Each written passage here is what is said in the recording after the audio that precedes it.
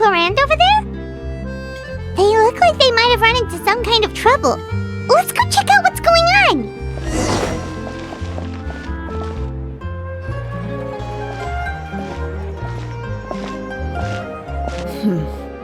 Still no dice? Not at all. And I've asked pretty much everyone in the court of Fontaine already. Lynette's ears drooped as soon as she heard that we'd have to be out and about for days on end. And Fremine, he hid himself under his helmet as soon as he realized there'd be people around that he didn't know. What about Chiori and Charlotte? I feel like both of them would be more than up to it. I've asked them already, but they're both pretty busy right now. I just gave the members of the Spina a few days off, too, so I don't want to bother them either. This is getting pretty difficult. Navia, Clorinde, what's up? Oh my. Well, if it isn't my dear partners. How are you all doing? Huh. Navia? Huh? Oh, you mean... Yep, this is our chance. Do you need our help with something? Oh, precisely. My dear partners, we've got a huge problem right now that only you can solve. Whoa, for real? Absolutely. We've already exhausted all our other options. Traveler, Paimon, would you join us and play Marechaussee Hunter Judgment Day? Marechaussee what now? It's a new game script by the Tabletop Troupe, a local roleplay adventure club. Ever heard of the Tabletop Troupe? They put out games that allow you to participate in a story and roleplay characters with your friends. Oh, I've loved their stuff ever since I was a kid. That sounds super interesting. Clorinde and I are both veteran members of the club. Recently, someone came up with a new script and was looking for people to help playtest it for them. And when they asked, of course I couldn't refuse. I mean, come on, a brand new script? Nobody has ever played it before. Generally speaking, scripts at that level of development have a lot of issues, but I think this one is pretty solid. The author obviously put a lot of work into the story, and the world building is also quite credible. Whoa. I know I was the one that handed you the script, but some of us haven't read it yet. No spoilers, please. Anyway, the script calls for a team of 4. Ah, yes. We're missing one final player right now. So, you're saying you'll help us out? I knew I could count on you, partner. Paimon and the Traveler are kind of a package deal. Is that okay? That's not a problem. I'll adjust the pace based on the actual number of players and ensure that everyone has a good time. Well, Traveler, what do you think? Wanna play? Paimon will follow your lead. Well, that solves our problem. You have our thanks. Woohoo! I'll go grab the script manager from the club right away. The script manager? Didn't you just say that you gave Clorinde the script? The club introduced a completely new kind of gameplay for the script. In this iteration, the Game Master's version of the script is incomplete. The script manager provides the next part of the script only after players have completed the current list of objectives.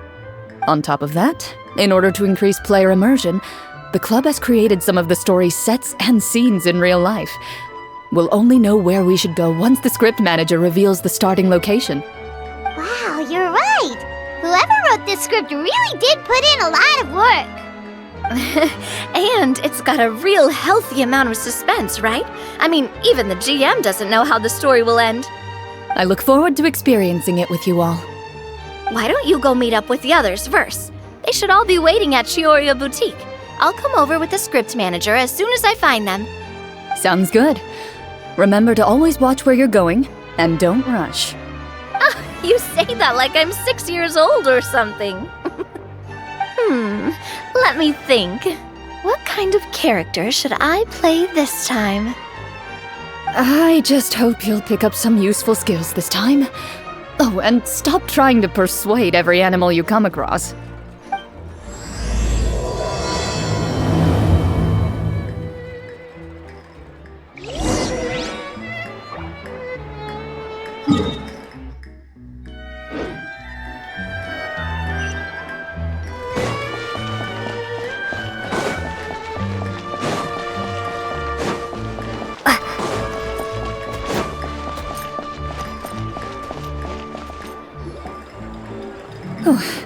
Sorry to keep you waiting. Ah, you're back! Huh? And you've got the Traveler and Paimon with you, too! What a pleasant surprise. I assume you'll be joining us for the game then? Linny, Farina! Paimon didn't know you were playing too! Are you also members of the tabletop troupe? I'm more of a casual member, if anything. I haven't taken part in many formal club activities. Lynette Fremine and I play something similar at the Hotel Bouffe Tété sometimes, but I'm usually the GM. Still, I'm sure it'll be fun being a player for the first time. I'm looking forward to it. Well, I'm not a member of the club at all. Clorinde simply woke me up first thing this morning, said there was a good script worth experiencing, and asked if I wanted in. If you're interested, I can give you a referral. That should give you a 40% discount on membership fees. I think I'll wait to see how this experience plays out first, especially when it comes to the quality of the script. If it's sufficiently fun, then I'll join. Do you participate in a lot of tabletop troupe activities, Clorinde? You could say that. She's actually one of the few senior game masters of the troupe. Right. I knew about that even when she was still my subordinate. It's nothing. Really, just a small hobby of mine. Wow. Paimon's so used to seeing you be all upstanding and intimidating as the champion duelist. It's kinda hard to imagine you role-playing with a bunch of friends. Surely you jest. I would never intentionally make things difficult for my players. I maintain a clear boundary between my professional and personal lives. The me you see at court represents the law and order of Fontaine. I put all personal feelings to the side and grant a fair duel to all who seek to defend their honor. But in my personal life, I'm just an ordinary person. Someone who feels anger and sadness, just like everyone else. Well, you say that, but for all the time I've known you, I don't think I've ever seen you cry. I've seen you get angry, sure, but now I'm wondering whether you were actually mad or if it just looked that way from the outside. I was probably in work mode during those times. Is that so? Well, in any case, I just feel like even in your personal life, you don't get emotional very often. So you want to see me cry? That might be a little difficult. A show of anger, though, that might be something I could accomplish. No, that's not what I meant.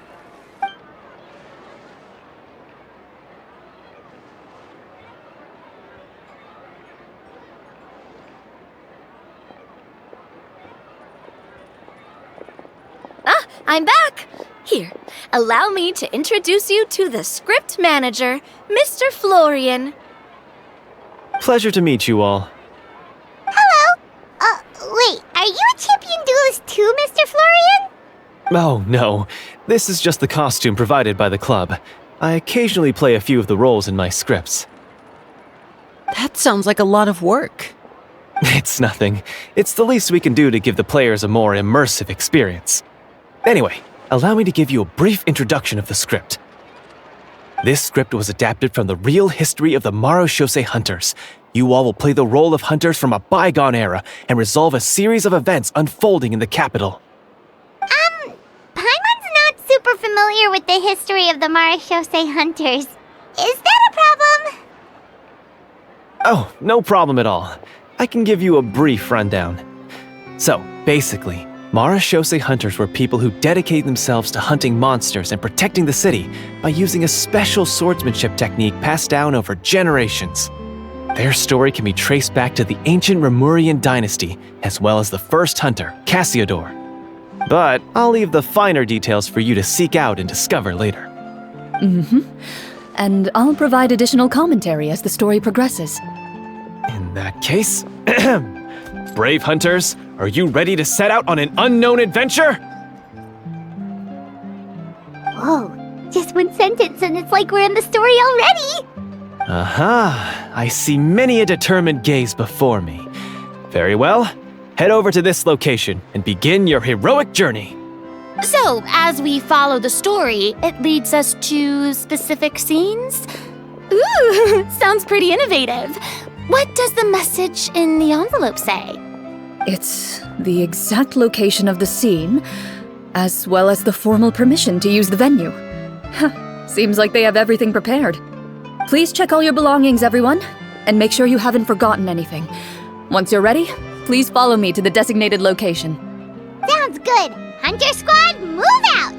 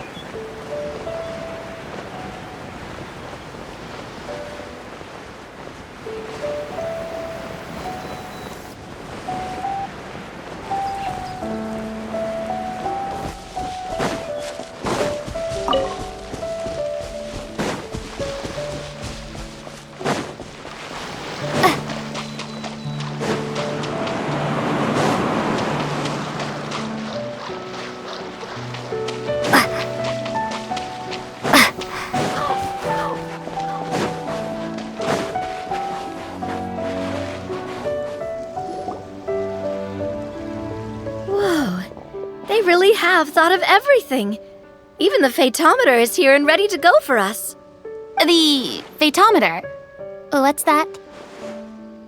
It's a card that's used to determine action success or failure. We'll need to use it when we try to use certain skills. And what about all the dessert and tea? Is that for us as well? That's what the message said. Really? That's so nice. It feels just like a tea party with friends. Those snacks have Paimon's name written all over them! I think you might be more of a snack hunter than a Marashose hunter, Paimon.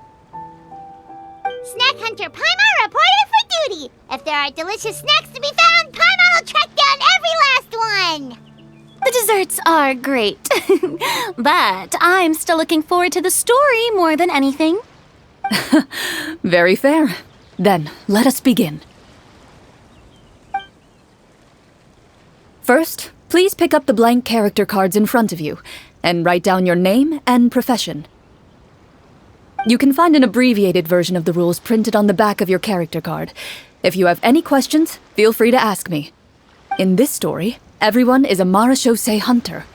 To reflect this, the club has prepared a small badge for everyone. Ooh, nice! As hunters, you have proficiency in swordsmanship and fighting by default, so there's no need to allocate any additional skill points to those areas. Swordsmanship? So there's a fighting part to all of this? Paimon's not sure she can do all that on her own. Maybe Paimon can just stick with you? Why don't you share a character card then? The Traveler will be the Marashose hunter, and you can be her little floating assistant. Kinda like in real life. So, for the name, do I fill it out with the name of my character? Yep, it can be any name you like. You can use your real name too if you want.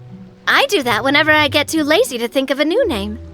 Oh, so it would be like experiencing a different life, but still as yourself. That's not a bad idea.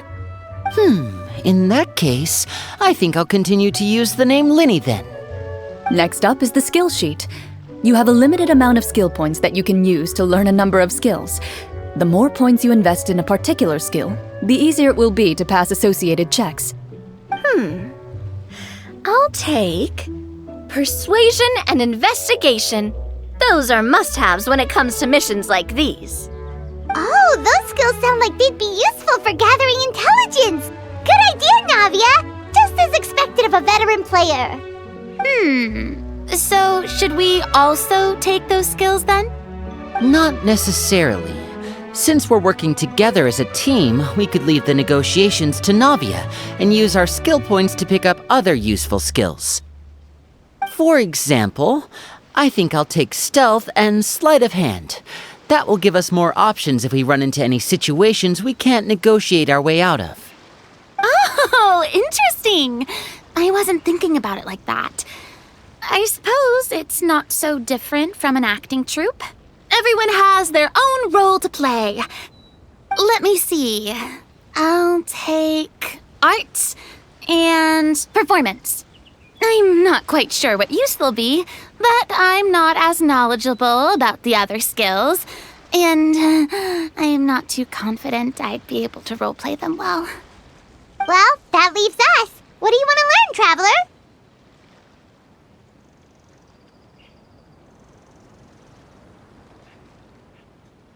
Oh, something that'll help you get a read on other people's thoughts. Sounds useful.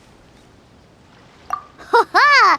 Gotta say, this suits you really well. Nothing boosts morale like good food. So what do you think? Are you sure you want to learn these 2 skills?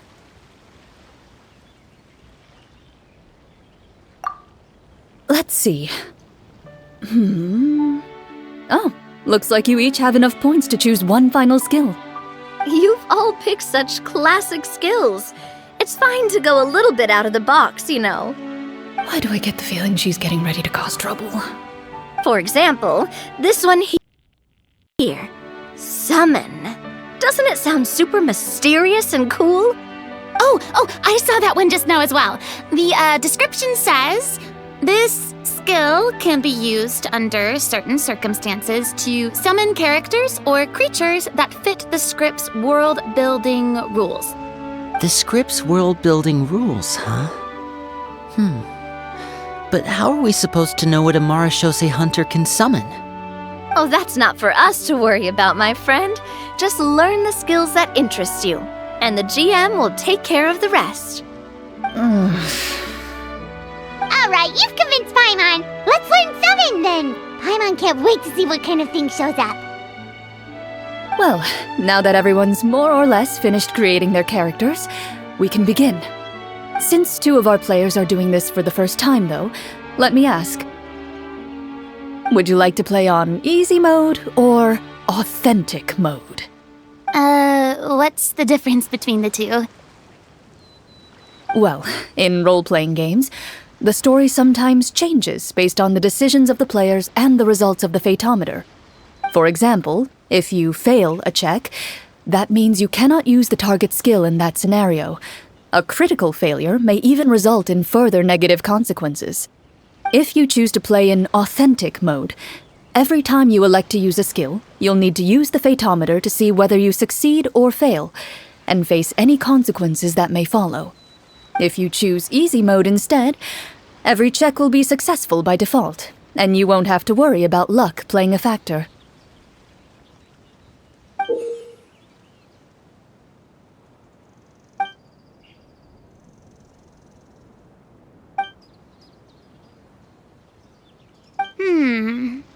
Given that I'd like to focus on the story, I suppose I should pick easy mode.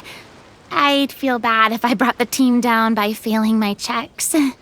Huh? Oh, come on. Don't worry about that. RNG is the lifeblood of role-playing games. I'm going with authentic mode for sure. Never knowing what you might have to overcome. Ugh, doesn't that sound exciting? I'd rather be mentally prepared for what might happen. All right, then I'll mark down Farina for easy mode. All her checks will be successful by default. As usual, Navia and Linny will play on authentic mode. What about you, dear partner? How would you like to play? Are you sure? No need to worry about the pesky Fatometer. Pretty good choice if you just want to relax and play the game. Honestly, I don't think Clorinde would make things too difficult for us no matter what the Fatometer says. Isn't that right, Clorinde? No promises. That wasn't super reassuring. Well, anyway, enough talk. Let's get started. I want to experience at least a good chunk of the story today. Speaking of the story, why is the beginning scene on a beach? Well, that's because... a long time ago, back when human civilization was still in its infancy, Powerful demons and evil sorcerers ruled over the land. They created a host of monsters and sent them to slaughter all humans in existence. Soon, a group of human rebels banded together. With their swords raised, they swore to brave the darkness, and in doing so, subdue each and every monster that sought their destruction. They became known as the Marachose Hunters.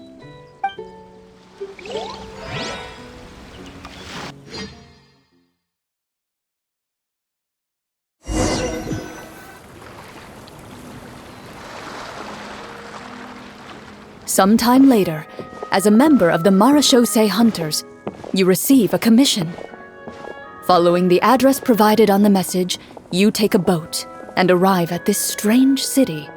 As you inhale, you can taste the slightly salty air of the docks as you begin to survey your surroundings. There aren't many people in the vicinity, but you do take note of a few others who, like you, seem to be sizing up this place.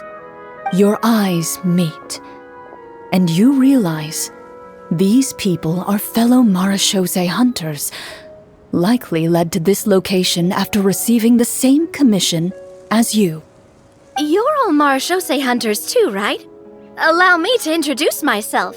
The name's Navia, monster hunter by trade and helpful neighborhood businesswoman on the side.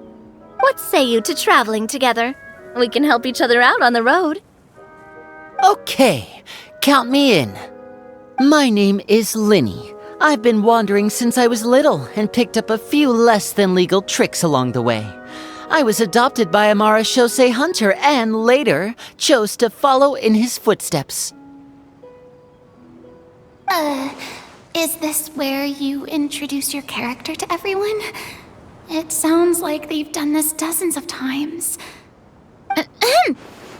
My name is Farina, and, I grew up in a noble family. I always had a strong interest in performance and the arts. Even though I'm a Marachose hunter, what I really want is to be a performing artiste. Hey, that's really cool. You can do it, Farina. That's exactly how it's done. Paimon is Paimon, a good friend and companion to this Marachose hunter right here. I've been studying the culinary arts since I was a child. I hope my delicious food can help boost people's spirits. That's wonderful. I'll be looking forward to your cooking during our adventures together. Well, if we're all here for the same commission, why don't we take some time to confirm what we need to do? You open your envelopes at the same time. The message reads, "To the honorable and trustworthy Marachose hunters, our kingdom is currently facing a grave crisis. The lands outside the capital have been overtaken by monsters, and our people are being led astray by forces of wickedness. We beseech you, please help us resolve this crisis and return peace and stability to our home." The layout of this city looks super familiar. It kind of reminds Paimon of Mondstadt. The scriptwriter must have used a real-world city as a reference when coming up with the map. As experienced hunters, the layout of the city reminds you of places once traveled. You recall the sight of tree-lined streets and the gentle tranquility of days gone by. Yet, as you regard the city in front of you, it appears to be little more than an empty shell. Its hollow gates are open to you, beckoning you to come forth and bring salvation back to the town. I carefully read every line of the letter and turn my attention to the signatures at the bottom. Who issued this commission to us? You see a long string of unfamiliar names. It would seem that many of the residents of the city issued this commission together. They sensed that things were not right within the kingdom and sent a distress signal to the outside world. In that case, why don't we take a walk around the city and see if we can learn anything from the local residents? Oh, good idea. We might be able to get some leads on the monsters and bad guys we're after. You look up and see a tavern nearby. It appears to be open for the day. Why don't we go check out that tavern? If the novels I've read are anything to go by, taverns are usually full of information.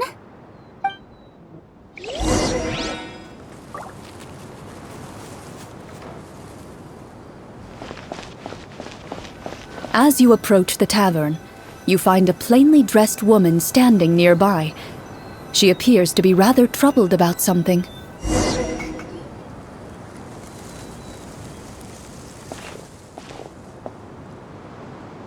Greetings, friend. Lovely weather we're having today, don't you think? Oh, hello. I suppose you're right. The weather today is quite lovely. If only those monsters out there would stop causing trouble. It seems like every character included in the script has a certain amount of useful information to offer. If we keep asking questions, we might be able to get some good leads. Oh, come now, don't be sad. Life is all about optimism. Oh, that reminds me. What did you have for breakfast this morning? Huh?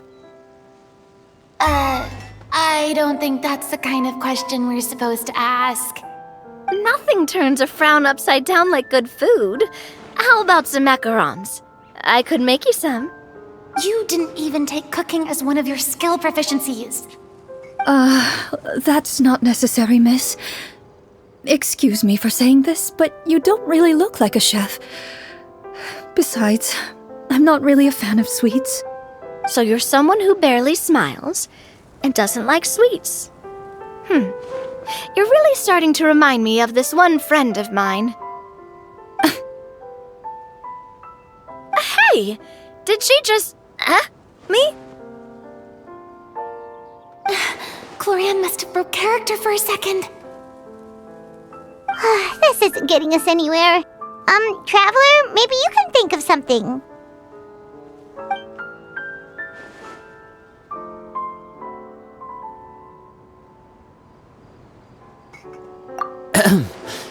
Miss, we'd love to learn more about the monsters you mentioned. If you're willing to open up to us, we might just be able to help resolve the troubles you're facing.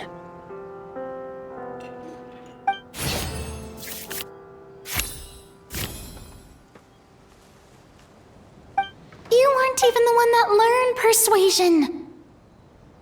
My troubles, you say? I'm not sure they're so easily resolved, but I suppose it wouldn't hurt to share them with you. A horde of monsters suddenly appeared near the capital recently, so all the guards were dispatched to fight them.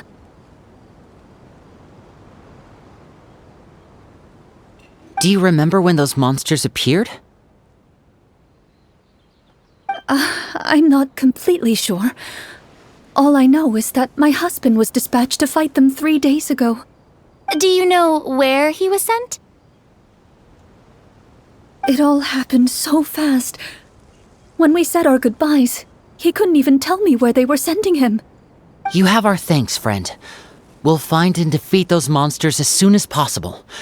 We sincerely hope your husband will be able to return to your side soon. Oh, thank you. Don't worry.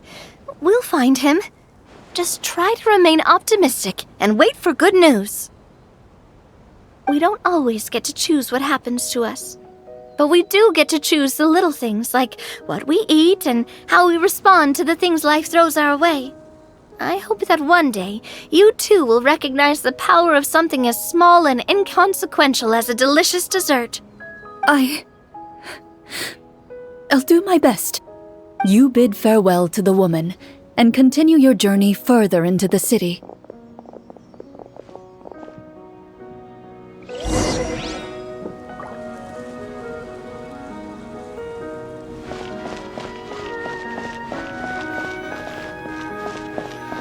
As you venture further into the city, the streets appear largely empty. An elderly woman walks past. You see her shake her head as she puts away her wrinkled wallet. A nearby merchant folds his arms and gives you a disdainful look. You get the impression that he's someone who has long gotten used to the sight before him.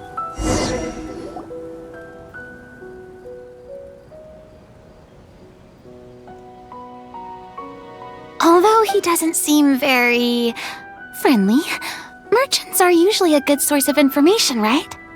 Pardon me, sir. I'd like to ask a question if I may. That depends. How much are you willing to pay? How about this much?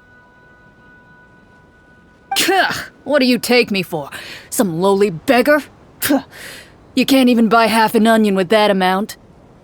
Surely an onion can't be that expensive, right? What do you know? War is nearly upon us. Everything costs several times what it did before. If you're not gonna buy anything, then scram. Whoa, what a nasty guy. Maybe we shouldn't even bother talking to him. But he still might have information we need. Traveler, can you think of something? Sir, we came to this city to solve the very problem you seem to be referring to. The war you mentioned, would it happen to be against the monsters outside the city? If you happen to be well informed and know a thing or two about what's going on, we'd appreciate it if you could share that information with us. After all, the sooner this problem gets resolved, the easier it will be for you to do your business.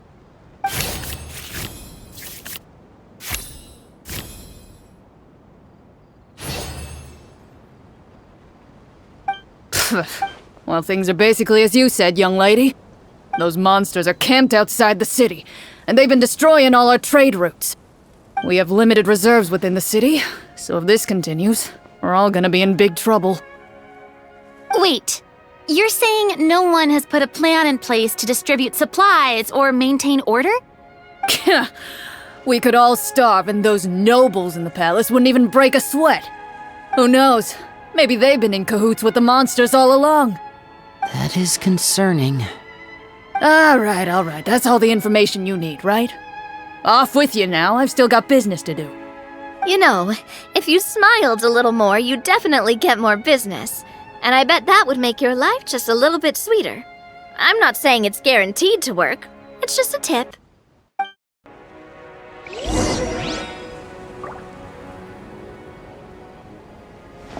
Should we try to go somewhere with more people? Oh, how about the city square? Follow me.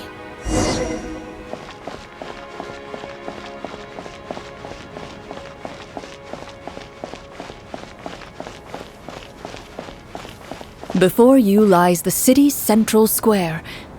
You see a man with a slightly anxious look on his face, pacing back and forth, his head hanging low. He doesn't seem to notice your approach. Still immersed in his own thoughts, he shakes his head and lets out a long sigh. This guy seems promising enough. Maybe I can get some information out of him. Hello, sir. Is there anything I can do to help you? Wait, you're... I'm... Oh, dear goodness! You're a Marashose hunter! You recognize us? Are you one of the people who wrote the commission letter? Yes! Oh, I didn't expect you to actually come! Oh, what great news! The city is saved! What happened here? Alas, we once lived comfortable, carefree lives. This city used to be free of monsters. The first Marashose hunter, Casiodor, the Golden Hunter, he was the one who drove them back. However, monsters have once again surrounded the city. Perhaps the seal that kept them at bay has lost its power. Or perhaps an evil sorcerer has been meddling in our affairs.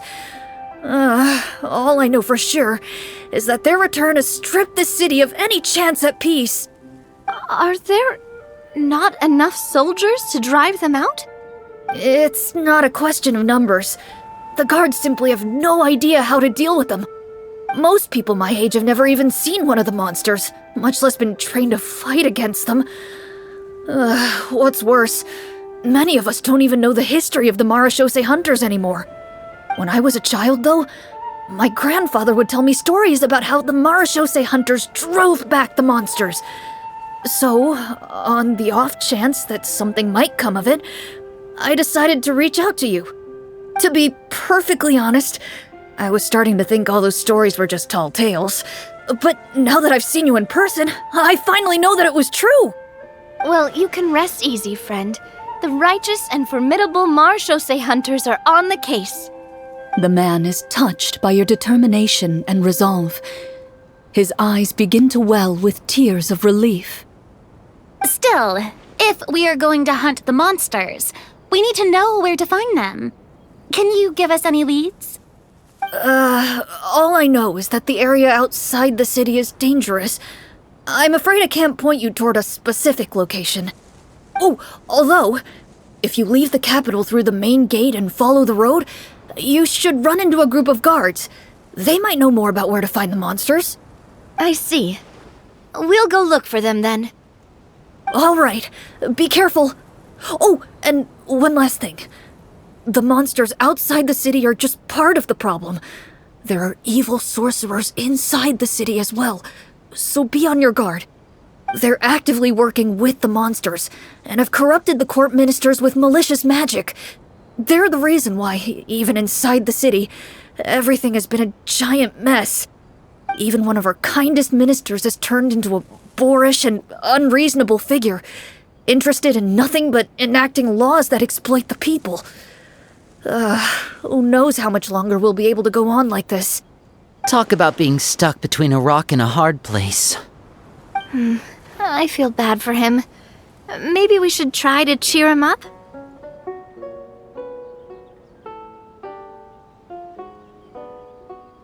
Huh? Like, now? Is this really the right time? I appreciate your kindness, but for now, it's more important to focus on the crisis at hand. Brave hunters, I leave the future of this kingdom to you.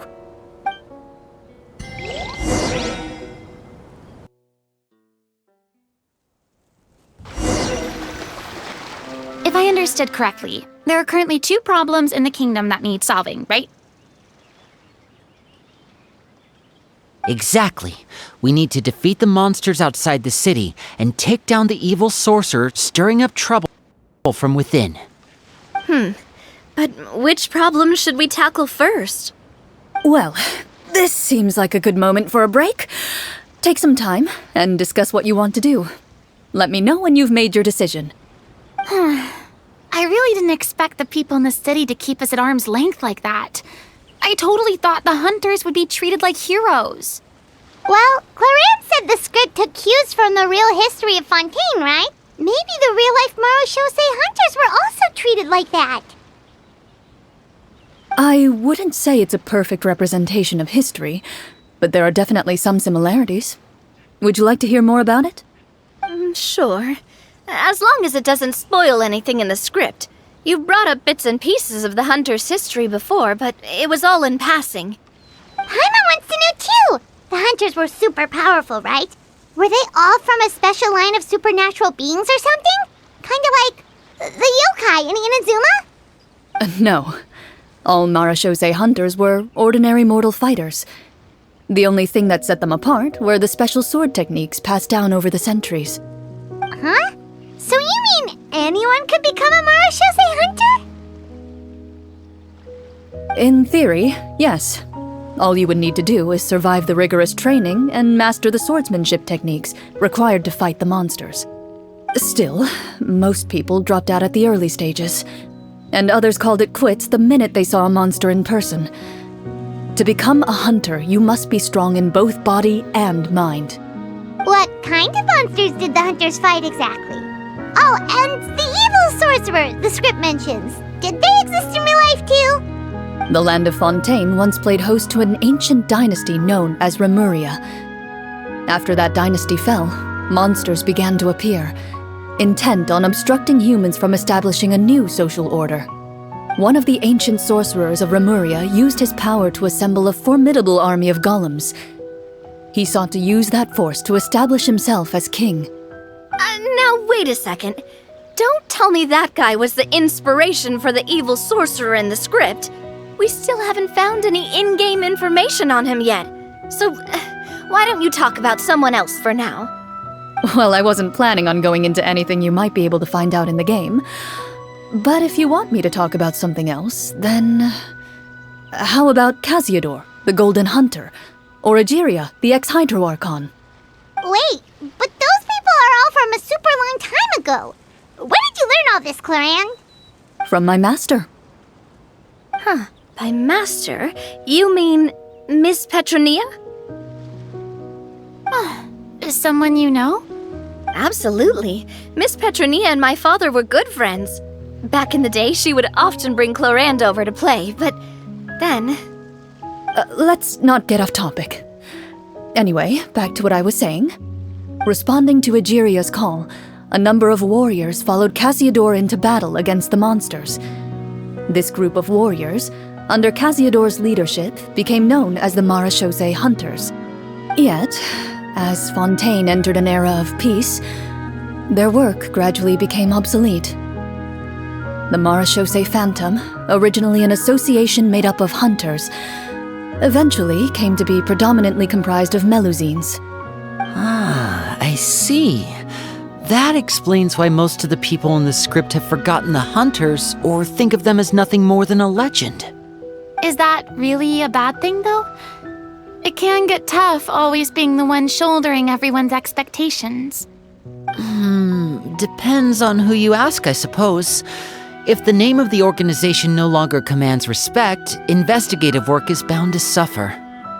Speaking of investigations, which problem should we tackle first? Monsters or evil sorcerer? I vote monsters. That's the main duty of the hunters, right? We can come back to the sorcerer later. Well said, Miss Farina. Plus, if the sorcerers really are the masterminds behind this whole thing, defeating the monsters could give us some clues on their intentions as well. What about you, partner? What do you think? I mean, you're not wrong. But those characters are usually the ones pulling the strings behind the scenes. More often than not, they're very formidable opponents. Going after them now might be jumping the gun a little bit. We don't want a total party kill on the first day, right? With Clorinde as the GM, I wouldn't rule out the possibility. Then it's settled. Let's go hunt some monsters. All right. After some discussion, you decide to turn around and head out of the city.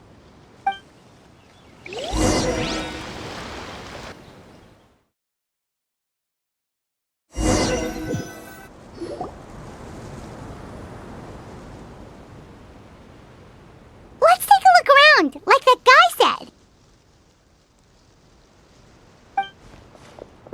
You there! Outsiders, halt! Who's there? An armored man approaches you. He has a tall, muscular build and a determined expression in his eyes. Just one look, and you can tell he's fought in his fair share of battles. Although he's trying his best to conceal his current state, his uneven gait and the sweat dripping down his forehead make it obvious that he's been wounded and is in serious pain. I'm the captain of the guard. I saw you sneaking around the city earlier, so I'll only ask this once. State your purpose, or it's off to the dungeons for the lot of you. Wow, it's been a while since someone's been this suspicious of us. I said talk, not whisper between yourselves. Have you ever heard of the Marechaussee Hunters? Marechaussee Hunters? Ha! That fairy tale, you mean? What, you expect me to believe you're one of them?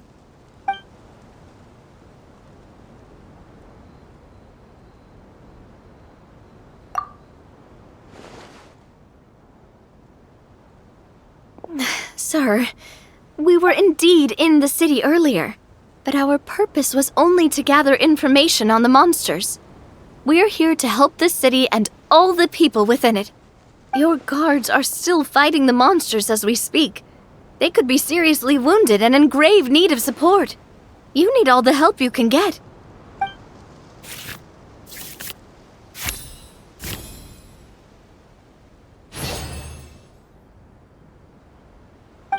The man regards you with doubt and concern. After a period of inner struggle, he lets out a long sigh and informs you of the locations where the monsters have appeared. Those monsters aren't easy to deal with, but if you insist on going, I won't stop you either. I just hope all the guards will be able to come back to their families alive. I wish you the best of luck.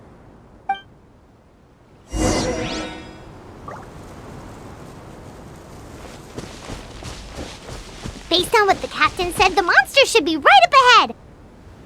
Let's go. Hopefully we're not too late.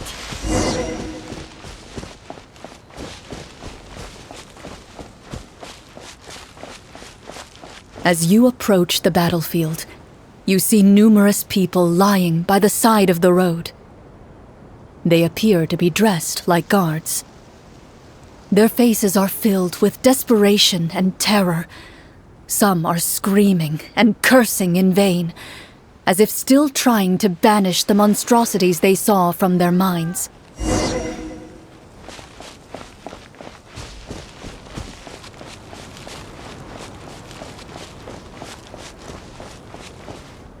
A few of the wounded look up at you in shock and disbelief. "Quick, leave this place! Turn around and don't look back!" they yell.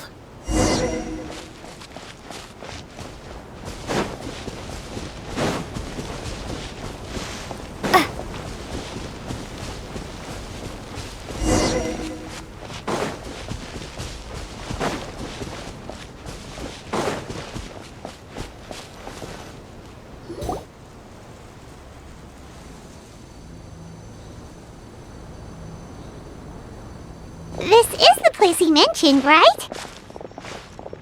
You see broken iron swords scattered all around you, and downed trees riddled with terrifying claw marks. All the signs point to one thing. A truly devastating battle just took place here. Be on your guard, everyone. The monsters might still be around. Before you can finish your sentence, you hear rustling sounds from the surrounding bushes. The monsters have emerged. They close in on you without fear. You get the impression that, in their bloodthirsty eyes, you're just another meal for them to devour. A little help here! This thing wants to eat Paimon! Your battle round begins now.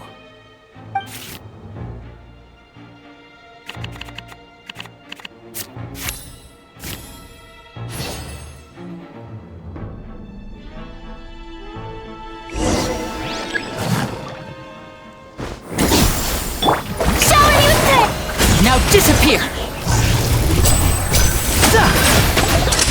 Here comes the finale! The next battle round begins now.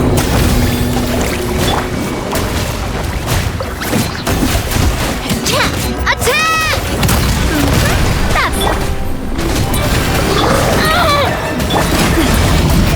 Umbrella warfare, I guess! The monsters let out a terrifying roar of anger and resentment before dissipating into thin air. Ugh, thank goodness it's over. We're lucky the Marashose Hunter class came with all those preset skill points. Otherwise, we would have been in some real trouble. I never knew the phytometer even determines the amount of damage you inflict. If you get unlucky, isn't it just game over right then and there? That's part of the fun. The uncertainty of fate is what gives these games their appeal. Just as you begin to celebrate your victory, a suspicious lump on the ground catches your attention. A suspicious lump? Wait, could it be the thing that appears after every battle? I walk up to it, crouch down, and begin to carefully examine it. I've still got my right glove on, so it should be fine for me to touch it, right? As you investigate the mound, you discover that the exposed portion appears to be made of wood. It was previously obscured by the large form of the monsters. With the monsters gone, the small protrusion now awaits your discovery, poking out of the ground like a shy flower bud. Whoa, it's a treasure chest!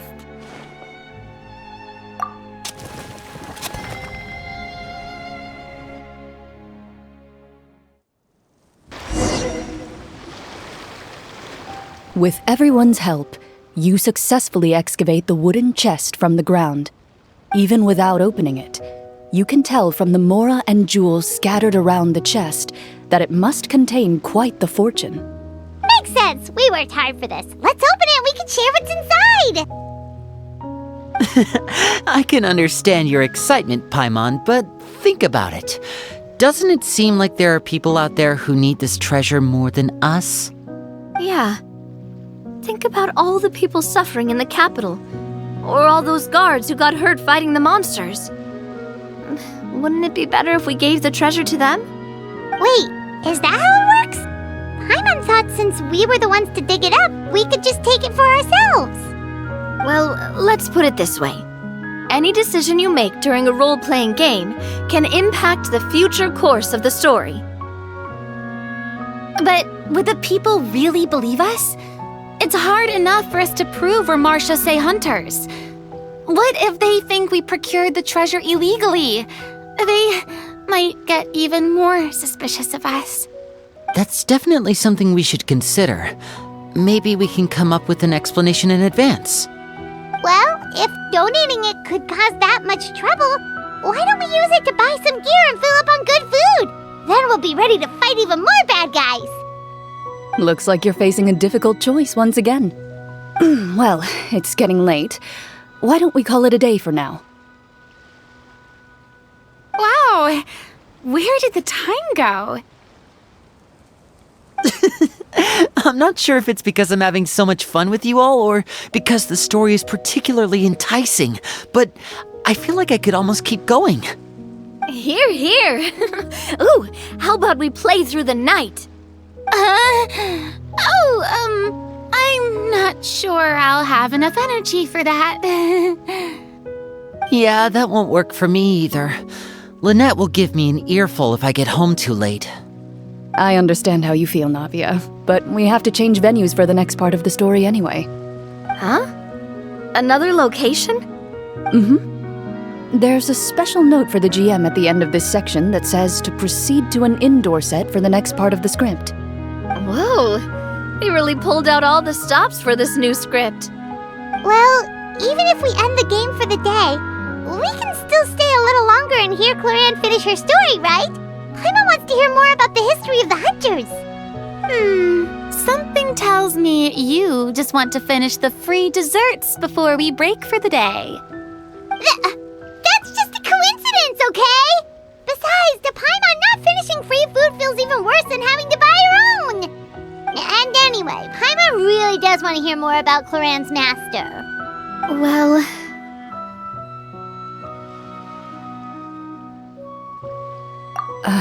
It's nothing. I appreciate the concern, but it's all in the past. It won't do any harm to share these things now.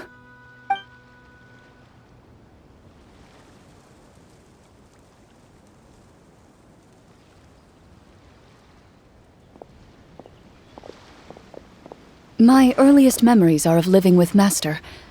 According to her, she saved me from certain people of ill repute. My birth parents had left me behind some time before that. What a heavy beginning for a life story. Master was a fascinating individual, if inexperienced in the ways of raising children. My first ever toy was a short sword.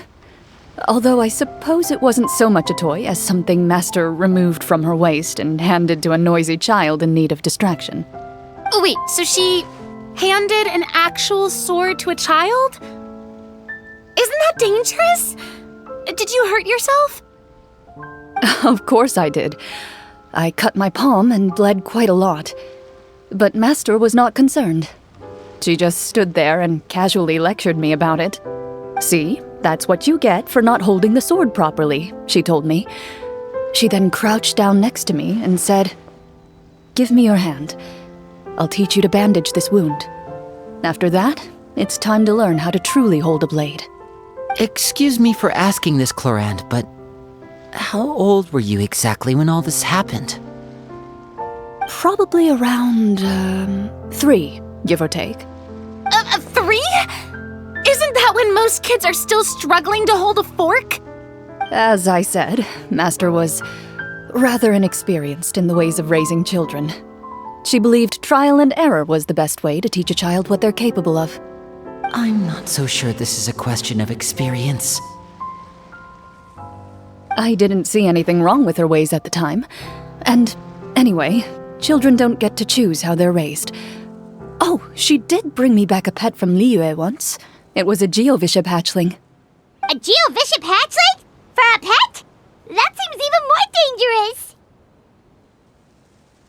What she said was this: make sure to get along, you two. If you really can't agree on something, just settle it with a fight. Whoever loses is the real pet. And how old were you when this happened? 5. Well, did you win? No, I lost. So you're saying you actually became the Geovishap's pet? Yes, but only for a week. By the end of that week, I defeated it in combat, and we've shared a cordial relationship ever since. That really doesn't sound like the kind of childhood someone should have. Later on, I gradually understood that Master most likely didn't know any other way to raise a child. She was a Marachose hunter, but I never heard her bring up her own parents. Thanks to her, I learned how to navigate the forest by the age of 6, and could hunt monsters in the wild by myself the year after that. Even though the training she subjected me to was strict, she always made sure to take me traveling when she had the time. We met many of her friends during those days. That was also how I met Mr. Callis and his family. I still remember the first time we met. You were too scared to join our picnic and hid behind Ms. Petronia the whole time. I still hadn't really met many children my age at that time, so I didn't know how to interact with others. After that, though, you started coming over a lot. You loved challenging people to shooting competitions, remember? I don't think many members of the Spina ever beat you in one of those. I had a lot of fun during those days. I enjoyed them too. Oh, do you remember that one time we went exploring around the Spina together? We overheard Papa call your master Fontaine's Protector of Justice. We tried to pretend like we never heard anything, but you nearly let it slip that one time.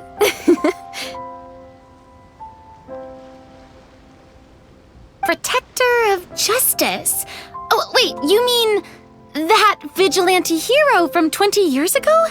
The one who was always active at night? Yep, that would be her. She often would put on a black cloak and go out at night. I never knew where she went or what she was doing. Until, like Navia said, we overheard the truth from Mr. Callis that night. 20 years ago, huh? I still remember the guards leaving all kinds of witness reports about her on Nervalette's desk. My apologies. Oh, there's no need to apologize. You had nothing to do with it. And anyway, everything she did was for a good cause.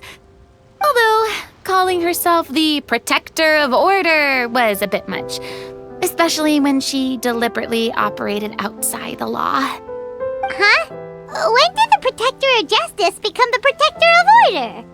Oh, she had a bunch of code names. I heard she would just come up with a name on the spot whenever she was asked. Later on, she probably got sick of answering those questions and decided to stick to just 2. The Protector of Justice and the Protector of Order. That sounds like her, all right. I bet she forgot which of the 2 she'd use by the time she got back each night. Well, she certainly sounds like a fascinating individual. With her strong sense of justice, it's no surprise her student followed in her footsteps. It's true. I always wanted to become like her. Someone powerful, independent, and with a strong sense of conviction. But...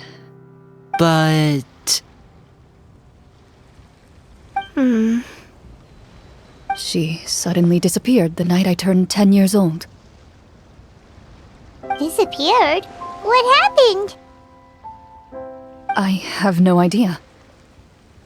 She didn't even leave a note. I was never able to find out where she went. That night, I was celebrating my birthday at Navia's house. But Master never came to pick me up. when I returned home on my own. It was to an empty house. When she still didn't appear after a few days, I went to Mr. Callus's house to ask about her whereabouts, but he only shook his head. Papa probably didn't know either. I know he sent a few people to investigate the matter in secret, but they never found any credible leads. Don't worry, I understand. To be perfectly honest, given Master's personality and way of doing things, it all made a lot of sense. If I had to guess, I'd say she probably used it as an opportunity to force me to become independent. Just like how, when a litter of kittens reaches a certain age, the mother willingly leaves them behind. Were you upset, Clorinde?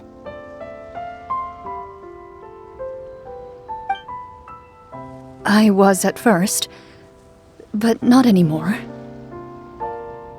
I don't believe Master would suddenly disappear for no reason. There must have been something she just had to do. Well, despite everything, you still managed to follow in her footsteps and become the greatest champion duelist in all of Fontaine. You're practically a living symbol of law and justice. I suspect my position would be far too by the books for her. Master always did whatever she pleased. But you're right. I suppose I do take after her in some ways. Who knew Clorinde had such an interesting past? I never had the chance to ask her about it before. And I wonder, if Clorinde's master were the champion duelist back then, would that duel against Mr. Callus have gone differently? Oh no. Judging by the atmosphere, Clorinde and Navia are probably thinking something similar. The mood just got super awkward all of a sudden. Well, anyway. Would you look at the time? It's getting dark, so we should probably call it a day for real this time. If we keep talking like this, we really will be here all night. I had a great time today, Miss Clorinde. Thank you for being our GM. Anytime. The script was good, but I've got to say, your childhood stories were even better. Hey, you should tell us more about that fight against the Geo-Bishop sometime. Maybe your master was onto something. You could be right. What does she mean, onto something? I certainly don't know any 5-year-olds who want to fight a bishop in their spare time. Guess I'll head back as well. I need to save my energy if I want to continue enjoying the story tomorrow. You're that excited to hear about my fight with the bishop? I was talking about the script.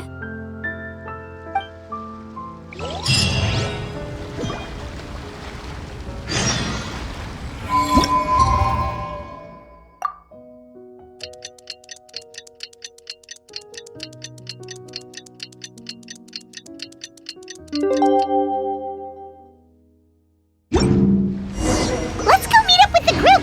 Paimon's really looking forward to today's story.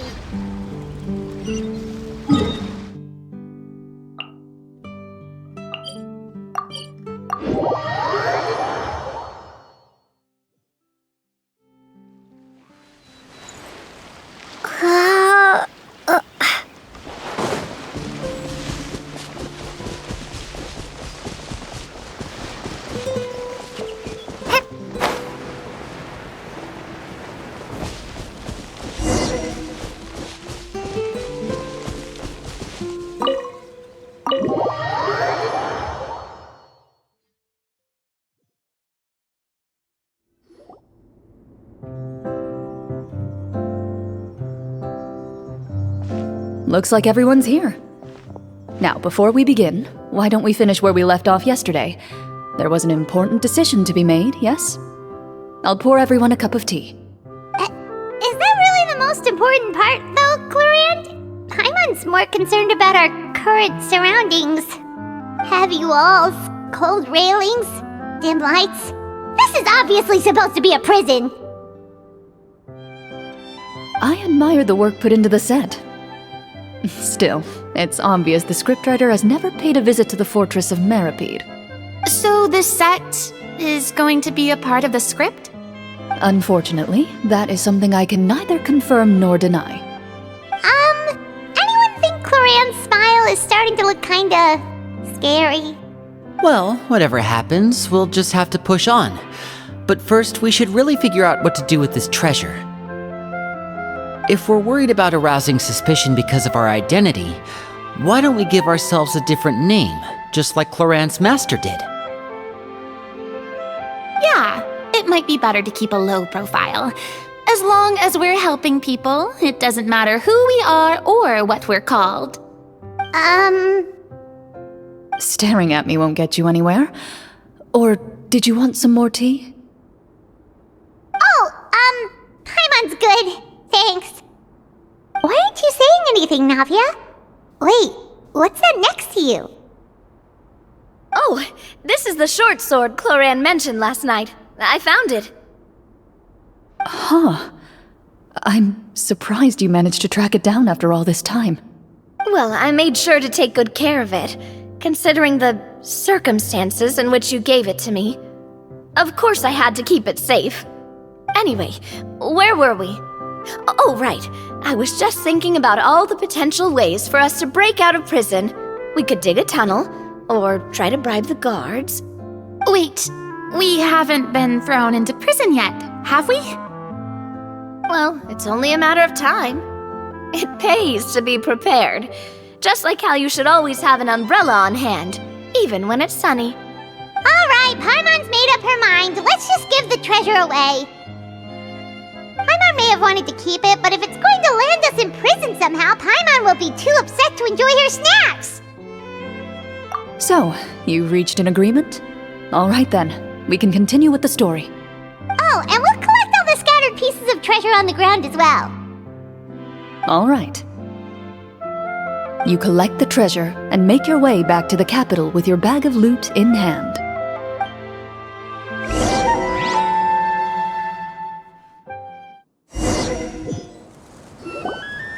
The city is still shrouded in a gloomy, oppressive atmosphere, but your spirits are surprisingly high. In places where sunlight struggles to reach, you generously share your wealth with the children, the elderly, and the poor in urgent need of help. Thank you, kind soul. The elderly woman's look of gratitude follows you as you walk away, her eyes never leaving your back until you move entirely out of sight. However, there's still quite a bit of Mora remaining. It appears you haven't made much progress. She's probably trying to tell us to speed this up. We need to hurry up so we can address the sorcerer problem. Should we go find that man again at the square? He seemed like a pretty responsible guy. I'm sure he knows the people here far better than us. Oh, good idea! Just as you start to make way to the square, intent on finding the man again, there's a voice.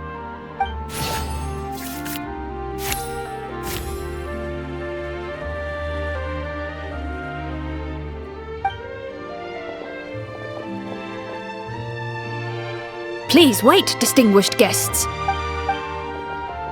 Several strange guards suddenly call out to you. They run forward to meet you and proceed to politely pay their respects. Greetings, gentlemen. Are we being invited for afternoon tea? Surely you jest, my lady. That would not be our place. It is His Excellency the King who requests to meet with you. Please come with us.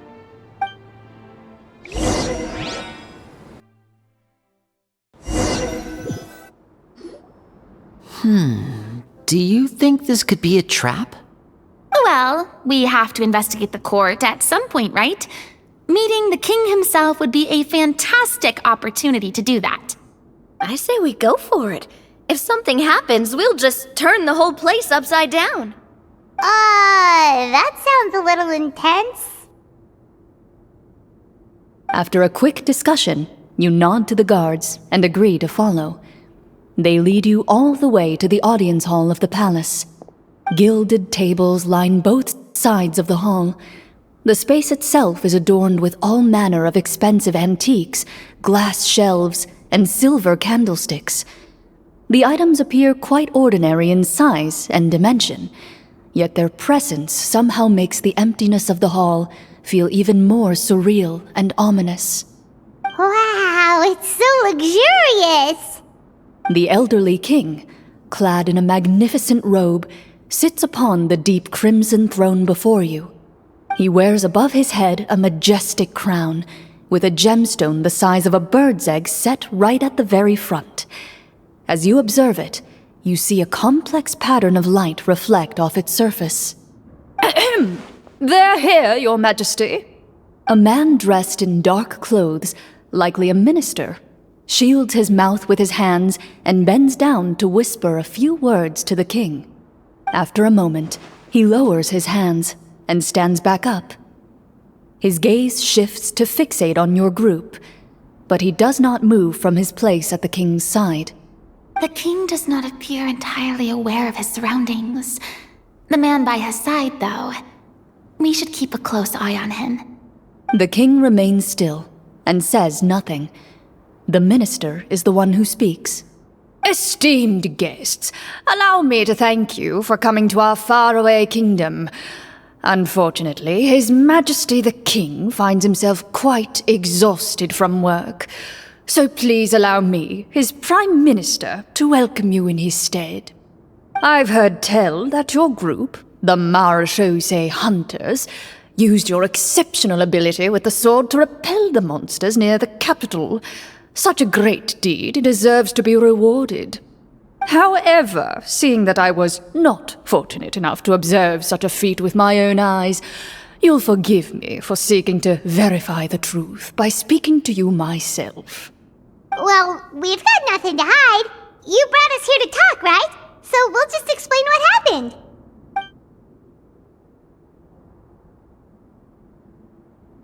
The golem's blades were so powerful, they could cut down trees in a single swipe. It took a lot of effort to defeat them, even for trained swordsmen like us. Well, that was enough details, right? Believe us now? Your account does indeed match those of the survivors. Since you were the ones who defeated the monsters, that must mean you are also in possession of the treasure they stole?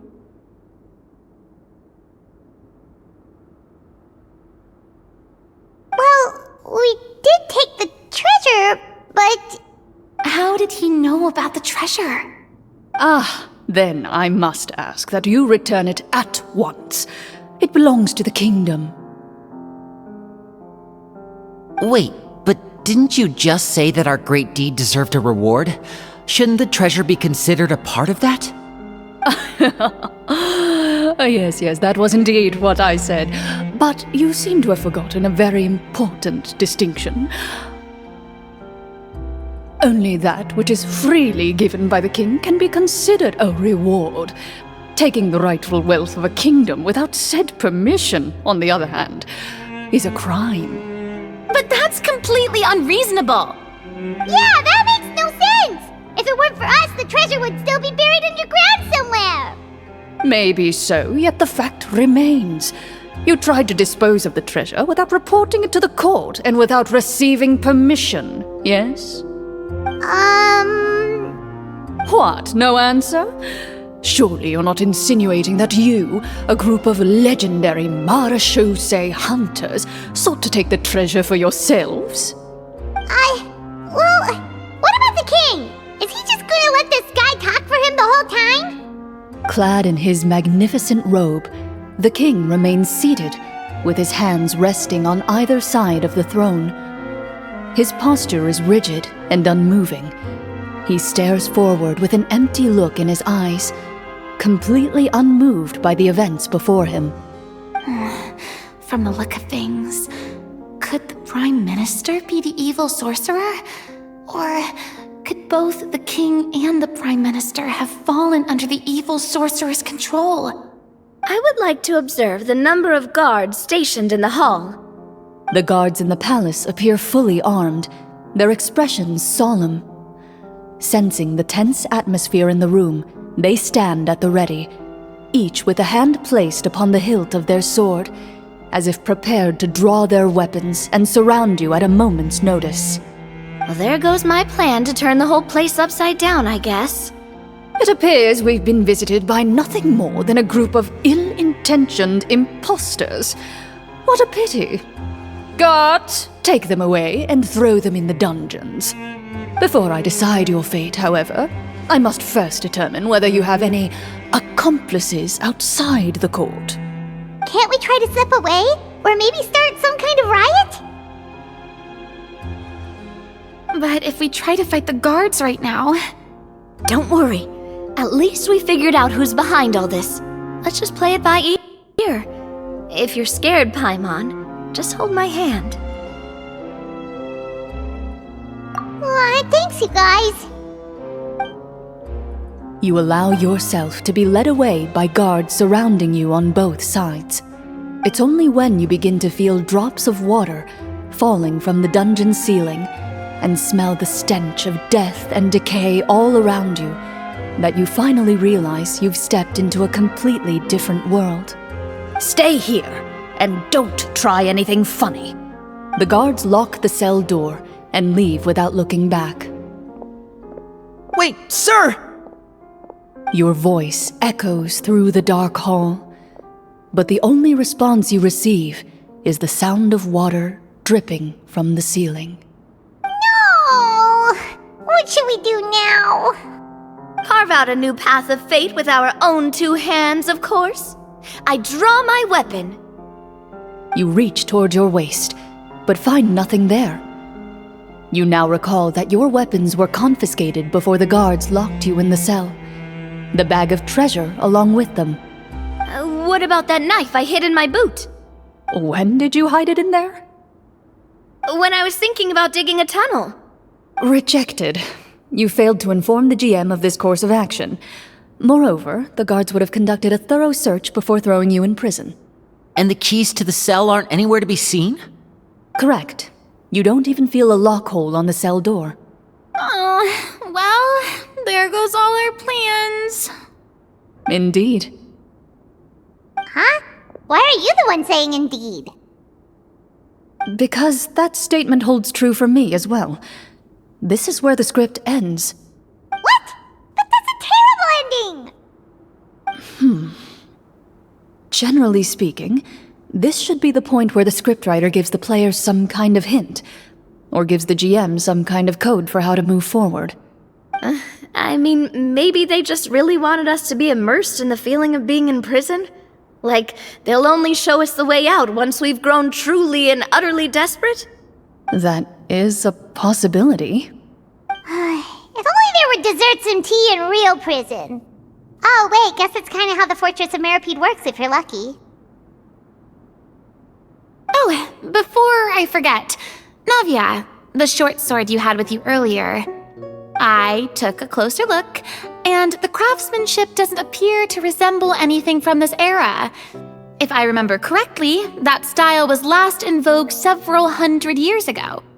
Wait, Clorinde said that sword used to belong to her master, right? Does that mean her master has been alive that long?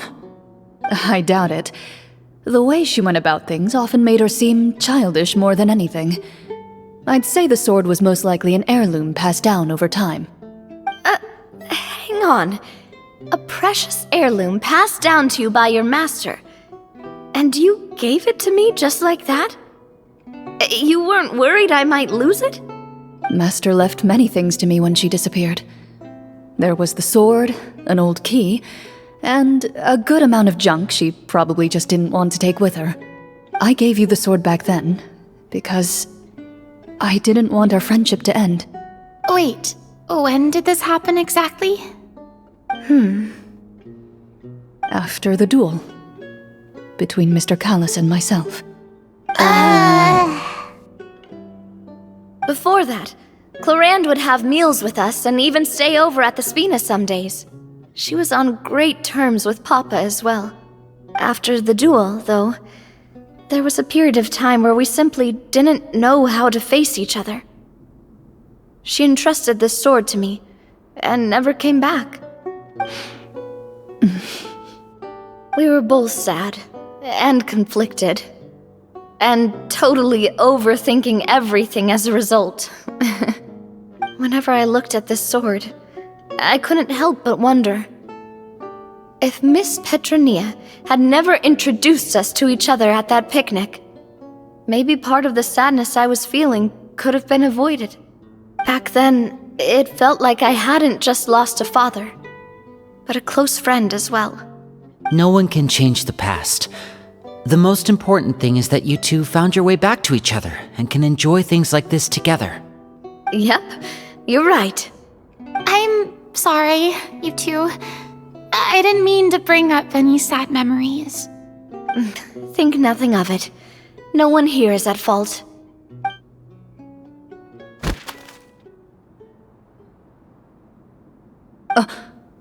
Huh?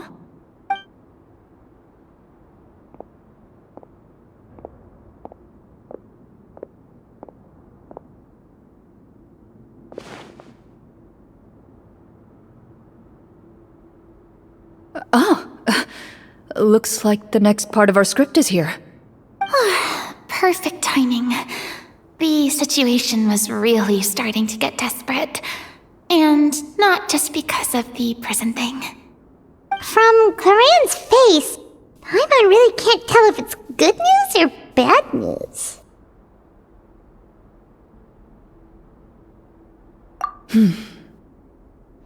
Water continues to drip from the ceiling. In this lightless dungeon, you lack a reliable way to tell how much time has passed. Eventually, you get used to the unpleasant odor of straw, mold, and rust, and find yourselves alternating between fits of drowsiness and despair. Suddenly, you hear footsteps outside the door. Heads up, everyone. Someone's coming. Gather close, everyone, and keep your voice down.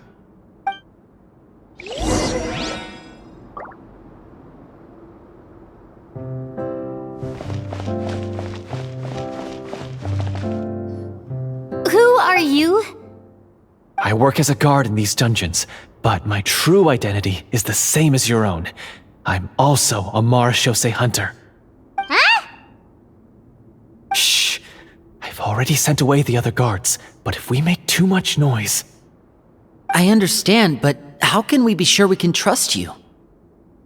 The king has issued a formal decree. In light of the irrefutable proof of your crime, you're to be executed before tomorrow's sunrise. If you want to escape, it has to be now. Executed? We barely did anything! Monsters appearing at the same location as the treasure. Could this entire thing have been a trap? There will be time for speculation once we're out of here.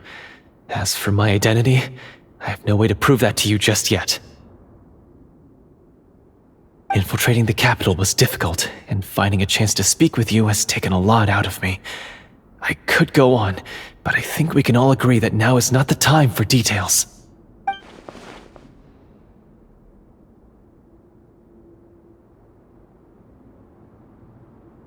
Have you seen our weapons anywhere, sir? Don't worry, I brought them with me. They're just behind the door. Still, these weapons alone won't be enough to defeat the true enemy behind the scenes. His faction is too powerful. The guards are all under his control, and he's even stationed a number of golems in various rooms throughout the palace. To defeat him, you must find a secret vault. It is said that within that vault, the Marechaussee hunters of the past left behind a treasure with the power to defeat the sorcerer. You're not coming with us? No, I'll remain in the dungeons to deal with the guards. I'll try my best to distract them so they don't go after you. As long as my identity is not revealed, I'll be able to aid you when the final battle comes. In that case, please stay safe. Thank you for your concern. I will do my utmost. As for the location of the vault, here, this map should lead you there.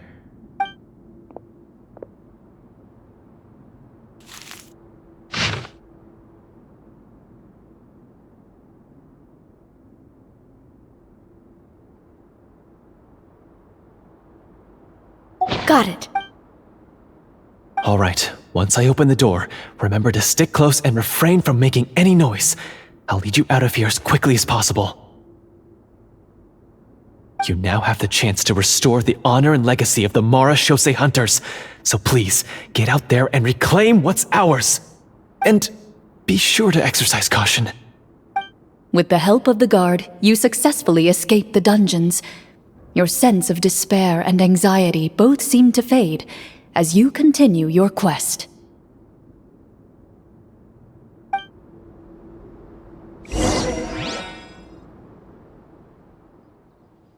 Wait, we didn't get to use our skills at all while we were in prison. Who knows when we're gonna get the chance to use that cool summon spell? That is a pity, but we can only continue to move forward.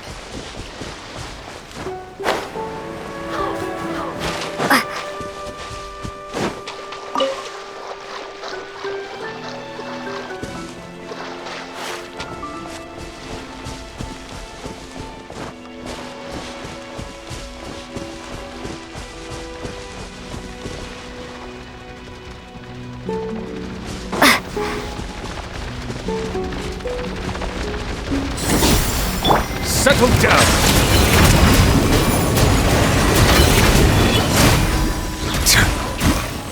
Defensive mode engaged.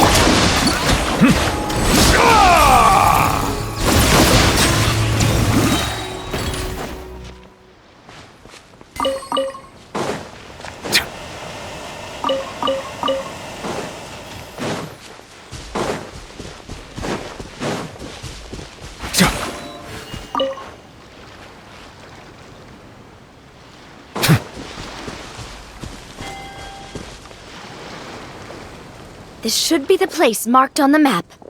This bit of rock certainly looks suspicious. Well, I'd say an investigation's in order then. Plus, if all else fails, we can just blow it up. Wow, you really meant that!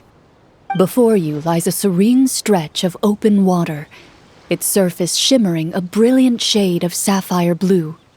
Well, guess this means it's time for a swim!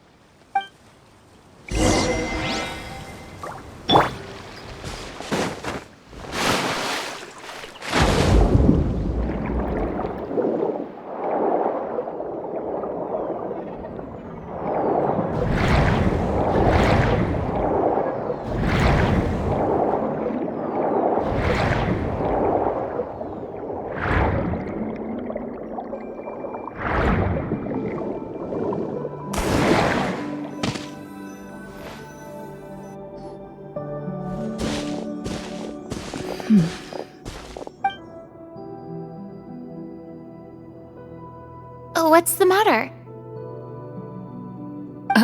It's nothing. As you step into the cave, you find yourself in an eerily quiet space. Before you lies a narrow passageway that appears to trail off endlessly into the distance.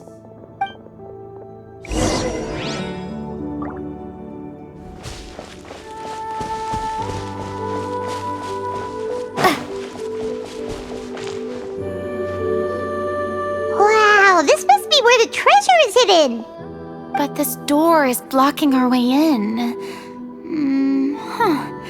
It almost looks like it's been here for quite some time. I've got to hand it to the tabletop troupe.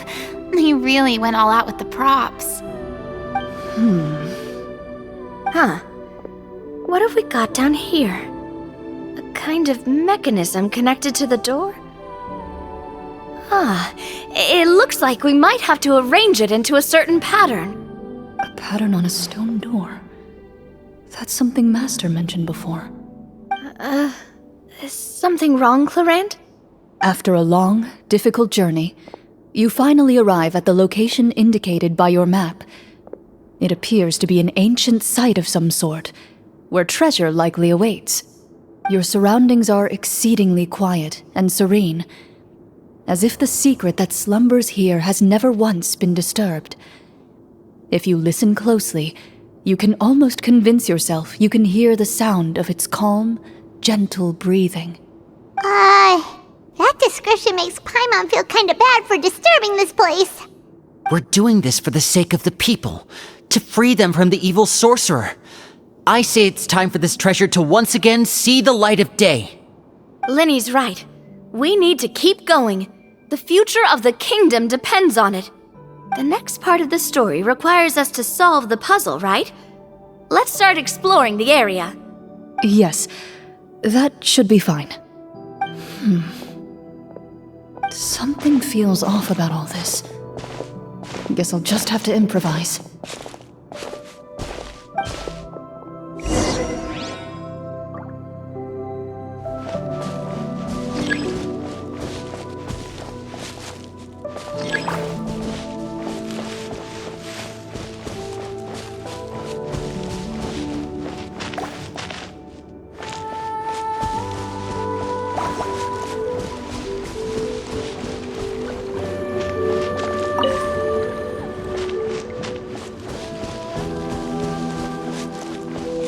I found something!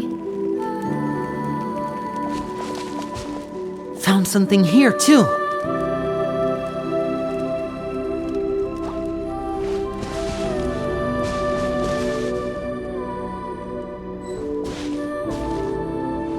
Same here!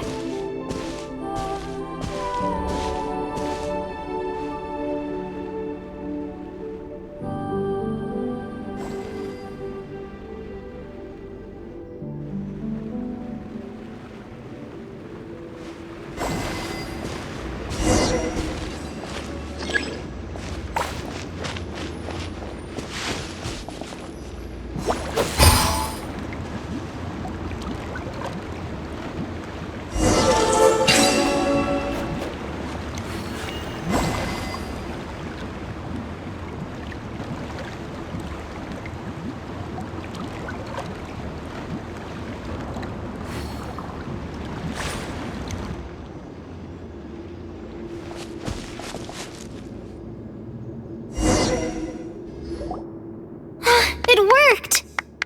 Something just appeared. Some kind of new mechanism, maybe?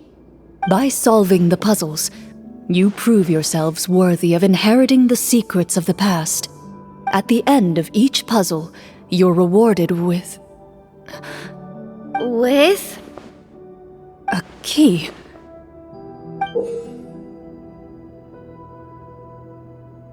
Oh, it must be the key to the big door. This is one of the Marechaussee Hunter keys that are passed down from generation to generation. It looks just like the one Master passed down to me. It is said that 4 keys in total are required to form the final, complete key. And it seems like we just collected 3 of them.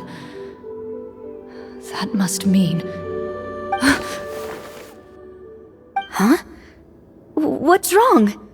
You hear a few strange noises. Suddenly, all the torches in the ruin go out at once. Huh?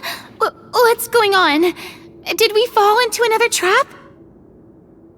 For the sake of immersion, please close your eyes, everyone. Without the torches, the space is now completely dark, and you cannot see anything.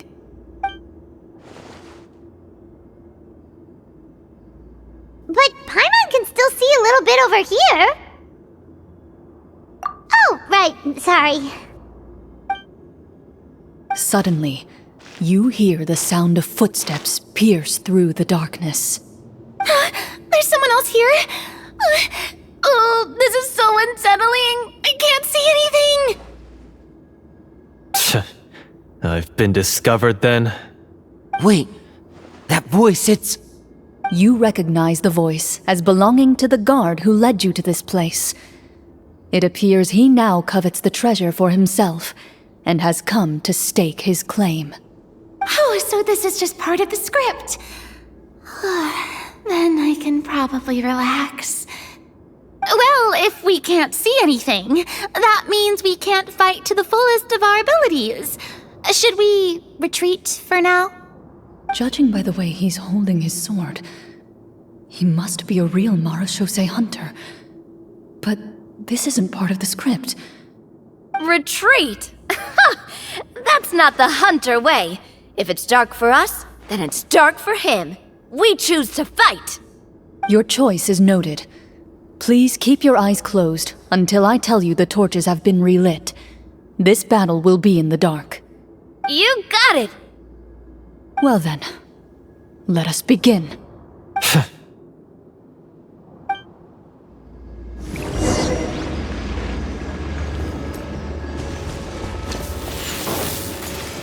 Hunt them down! I'd like to try to hit him with my sword. Your strike is... Is he still standing? Goodness, Is it over? Can we open our eyes now? The enemy is strong and relentless, but the battle is nearing its end. The torches have not been relit. What about now? Final strike! Ha!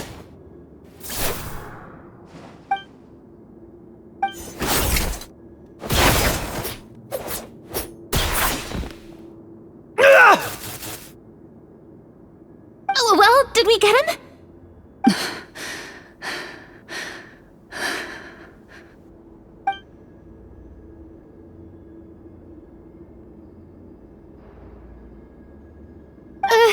Clorinde? Warm fire flickers across the walls once more. Your vision is now clear. In an impressive display of courage, the four of you successfully defeat the uninvited guest. That look in his eyes. It's like he became an entirely different person as soon as I defeated him. Huh? Mr. Florian? Oh, wait. We're supposed to be role-playing. I should stay in character. Speak your name, guard. Why did you lead us here just to betray us? Is this treasure really more important to you than bringing peace to the kingdom? What kingdom? What peace? Those were nothing but lies! I, Florian, am a true Marechaussee hunter, descended from hunters of ages past. So he's also using his real name.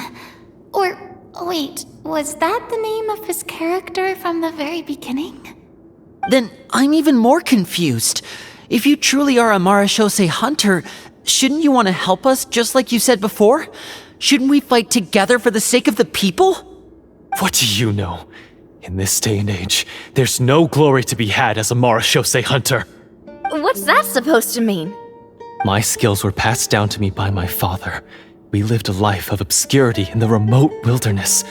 Still, he devoted everything he had to being a Marechaussee hunter. And what did he get in return? A life of poverty and pain.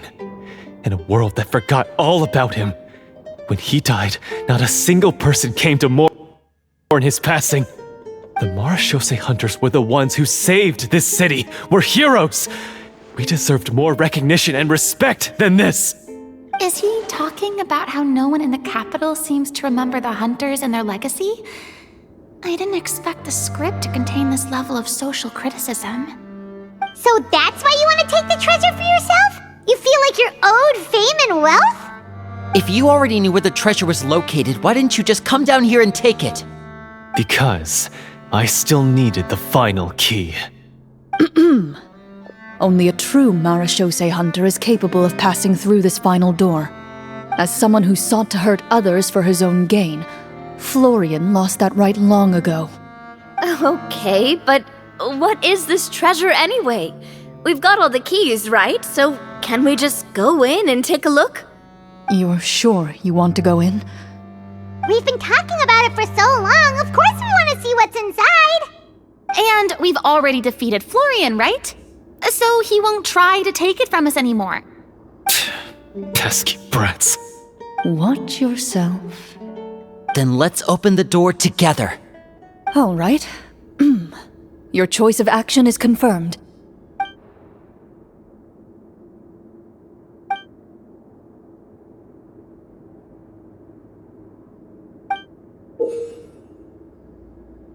Before you, the door to the treasure, sealed and undisturbed for more than 100 years, finally swings open.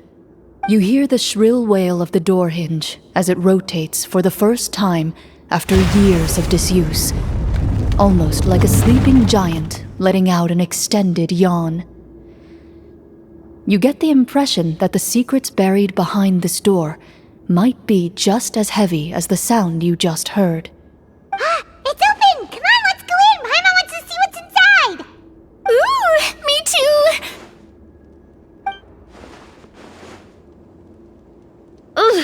Uncovering hidden treasure is the most exciting part of adventuring. What do we have here? Uh-huh. A stone tablet? And some shabby weapons? You call this a treasure vault? Looks more like an abandoned warehouse. Maybe the troupe ran out of budget at the end? They provided a super immersive experience at the beginning only to drop the ball at the most important part. They could have at least filled this place with cardboard Mora or something. Wait, I get it now. Paimon, this is the real Marachose Hunter treasure. Huh? This is it?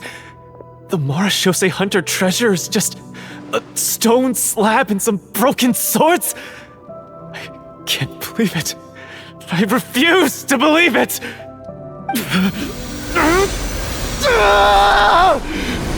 Whoa, are you okay? The Marachose Hunter before you appears to suffer a serious mental breakdown. He needs to leave the room for a moment to collect himself. One of you seems to understand the significance of the treasure already. If the rest of you wish to follow suit, you may remain here in the meantime and explore your surroundings.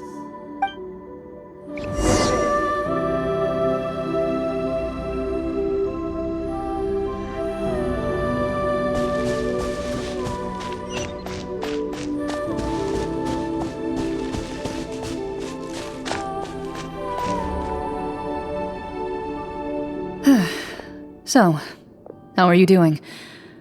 Feeling any better? What just happened? Do you remember how you got here? Or what happened to your body just now? I remember now. I brought you here because I wanted to... The explosives in the cave! You mean these? Huh? How did you... I could tell something was off the moment I stepped into this cave, so I kept an eye out. I've already dismantled the whole thing.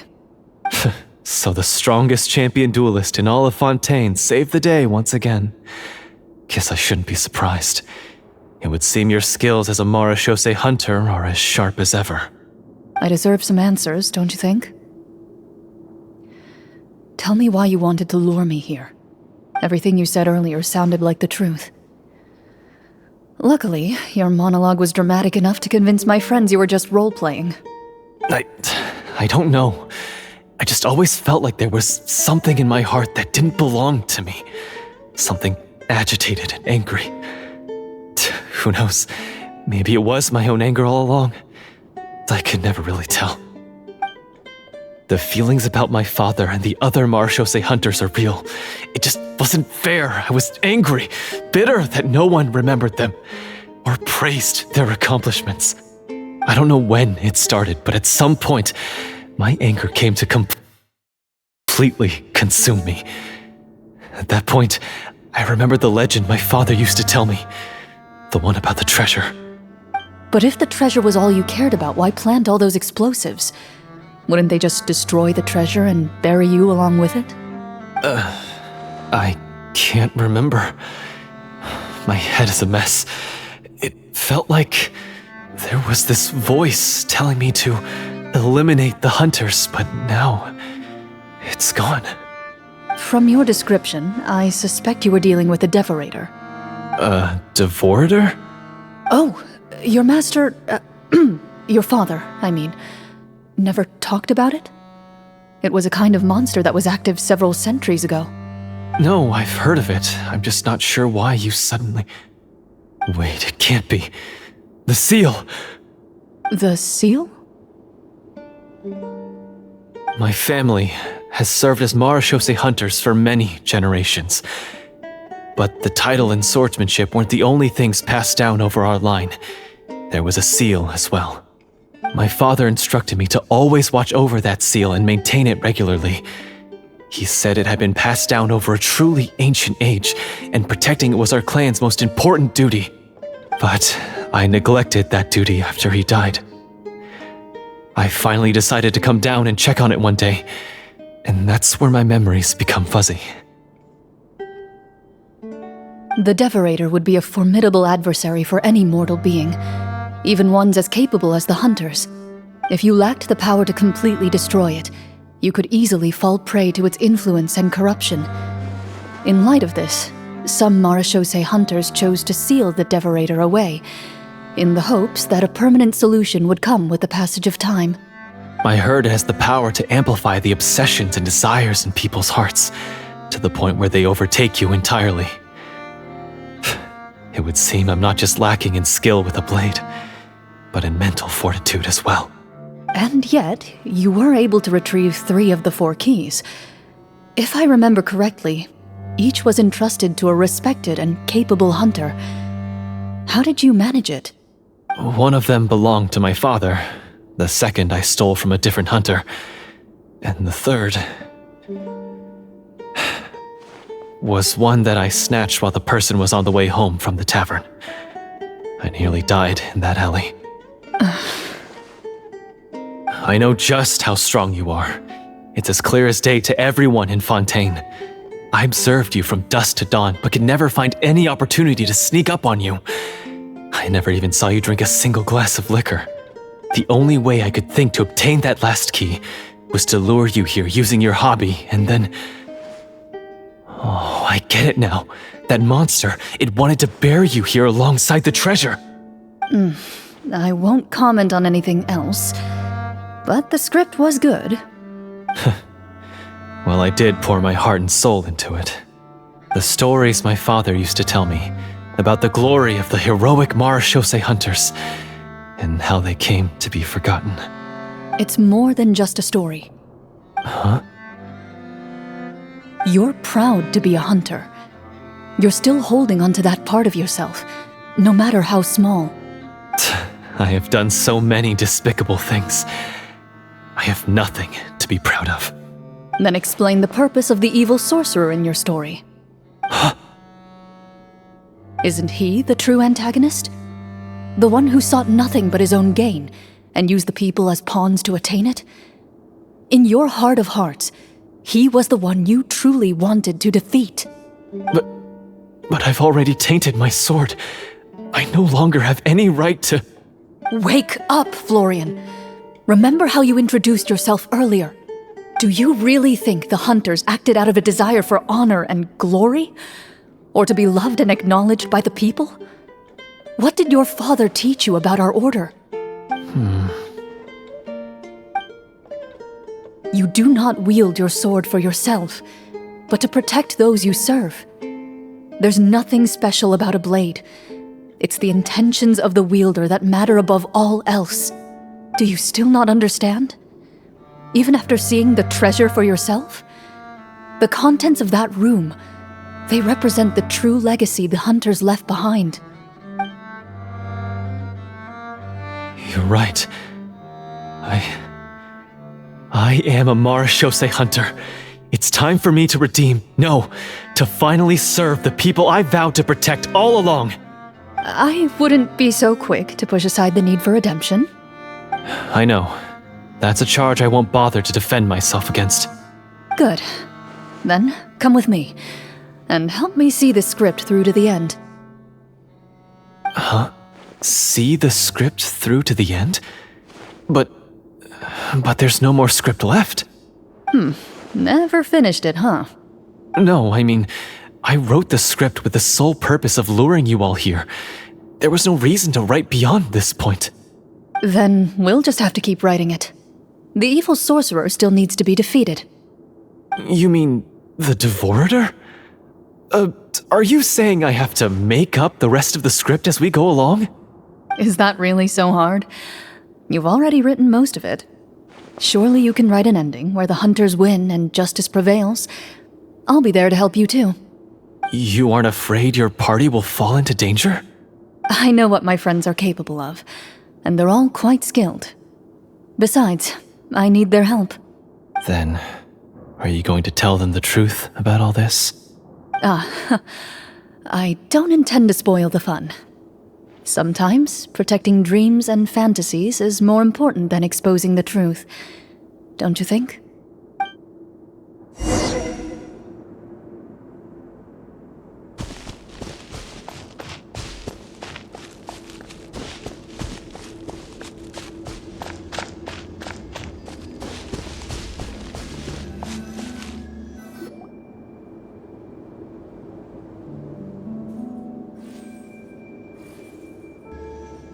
they're back! That took a while. Ahem!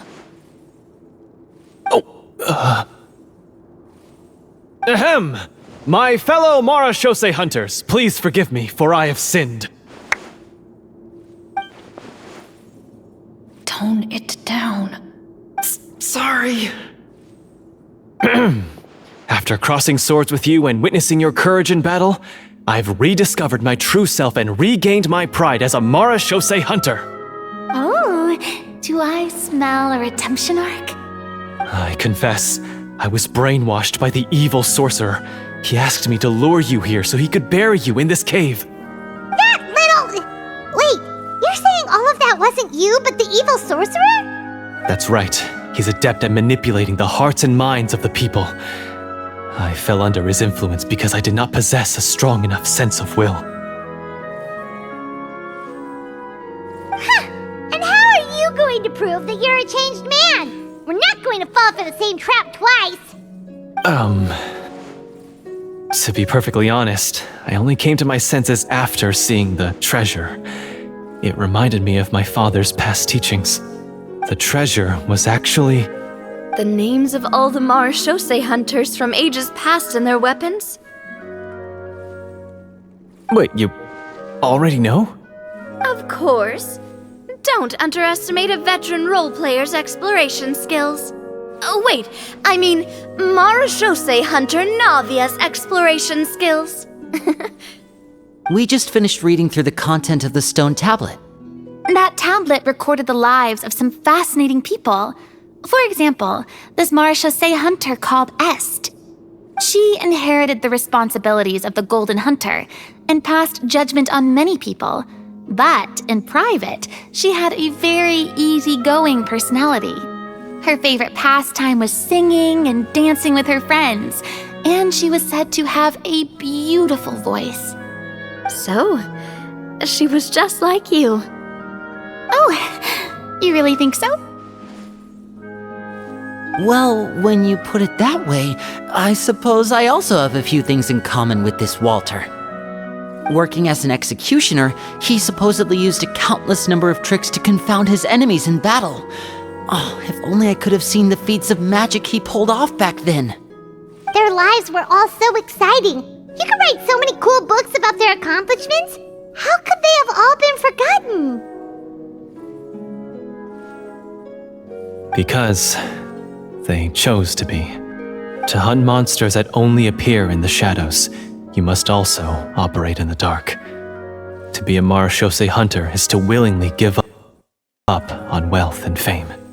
Then this stone tablet must have been left behind by their companions. That's right. Few Mara Shosei hunters ever revealed their identity to the public. They always protected the city from the shadows. The only time they spoke of their accomplishments would be at night, when they gathered with their fellow hunters in front of the bonfire to share stories of the monsters slain by their hand. So, this tablet was created not so that the hunters would be remembered by the people, but so that they would be remembered by each other. No wonder this place was so well hidden. You regard the stone tablet in solemn silence. The names of your comrades etched onto its surface serve as a reminder that you are never truly alone. The tablet proves that, although a hunter walks a shrouded path, it is not a solitary one. There will always be those who walk beside you, a fact that remains as true today as in ages long past. Their legacies shall continue to be passed down from generation to generation, as everlasting as the stone onto which their names are carved. Father, you once told me that I should seek out the treasure if I ever became lost. So this is what you wanted me to find. Thank you, my friend. You are very kind. I implore you, everyone, please give me a chance to make up for all I've done. Allow me to fight alongside you and defeat the evil sorcerer that threatens the peace and prosperity of everyone in this kingdom. Well, I say we let you join. Sounds good to me too. Everyone makes mistakes. What matters is what you do to make up for them. I have no objections, but Mr. Florian, do you even know how to defeat the evil sorcerer? When he took over my mind, I gained some insight into his thoughts. Every time I thought of the treasure, he reacted with a strong sense of fear. Huh? He's afraid of the treasure? But there's nothing here except some broken weapons and the stone tablet! What if the secret's hidden inside these weapons? GM, permission to investigate.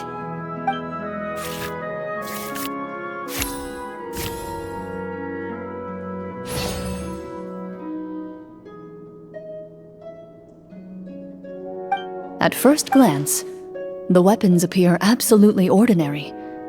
But as you observe them, you notice a faint energy emanating from within. These blades have slain countless monsters.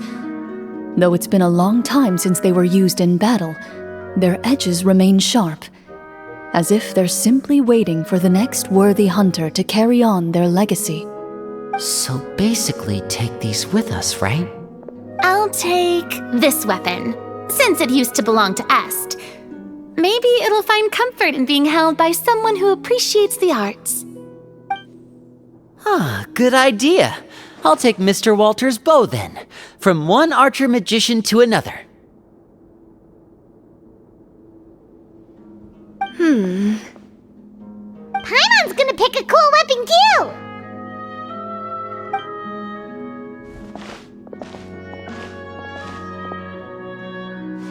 As you grip your weapons, you can almost feel the will of past hunters coursing through your being. It's a feeling of courage, determination, a silent vow passed down from generation to generation that says, eradicate the monsters, no matter the cost.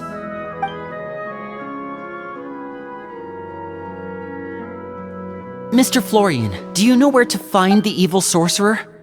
I was able to see his surroundings when our minds were connected. I believe he's currently hiding out at the church in the kingdom. We must be extremely careful. He's spent so long living among monsters that he's now taken the form of one. He will not be easily defeated. Then why don't we explore some more and try to find some higher level gear? We don't want to just fight him and lose, right?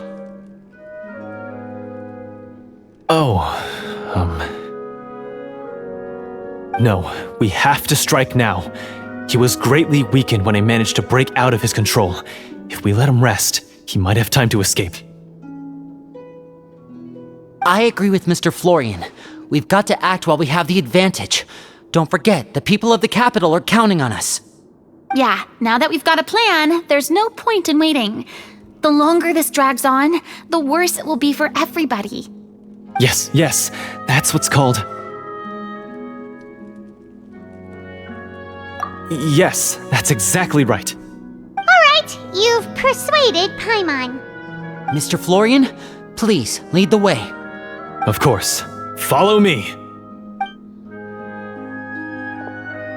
He had to set up so many scenes today, and now he has to join in for this last part. I really don't envy his job. Finally, you decide to slay the evil sorcerer and bring peace back to the kingdom once and for all. As you walk away, you feel the gaze of the stone tablet at your back, as if all the hunters of the past are wishing you success in the battle ahead and awaiting your triumphant return.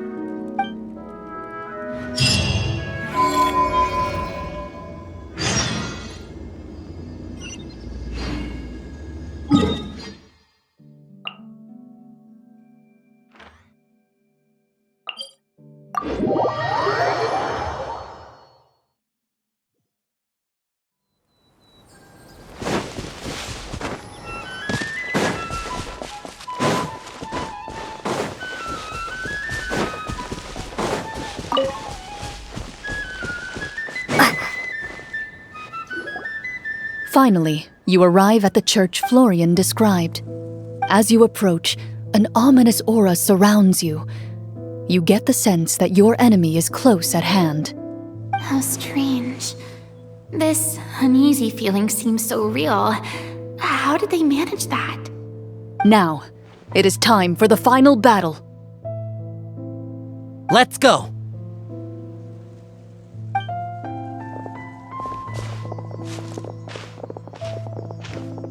Florian, wait. What's wrong? I think you should wait outside. You've already been corrupted by the Devorator once. It could easily re-enter your mind and take control of your body. I don't think it's a good idea for you to be this close. If it corrupts you again, it's possible you might take on a new form entirely. That's exactly why I have to go. Why I should be at the very front. You mean... Yes. I intend to lure it into my body. That's too risky. If things get out of hand, I might have to kill you. Do you understand how dangerous this is? I understand, but if I do this, you'll have a clear and visible target. The Devorator will have a hard time passing up a chance to enter a body it knows how to control. You won't have to worry about any of your friends being taken over. You're not like me, Miss Clorinde. You're a just and powerful Marechaussee hunter. The monster broke free due to my error. It's only right that I shoulder the responsibility for its destruction. This is... something that I have to do. Consider it a duel to restore my honor. My only request is that you give it your all.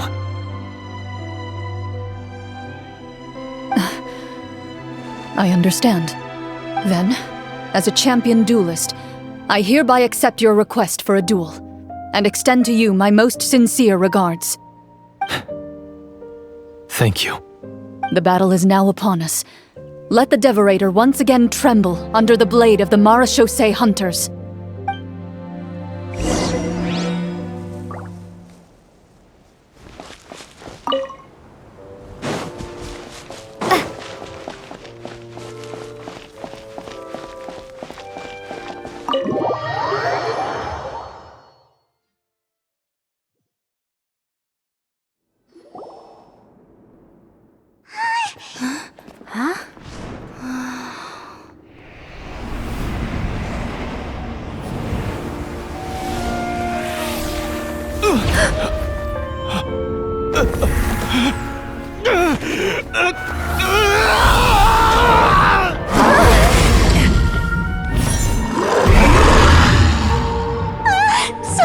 So lifelike!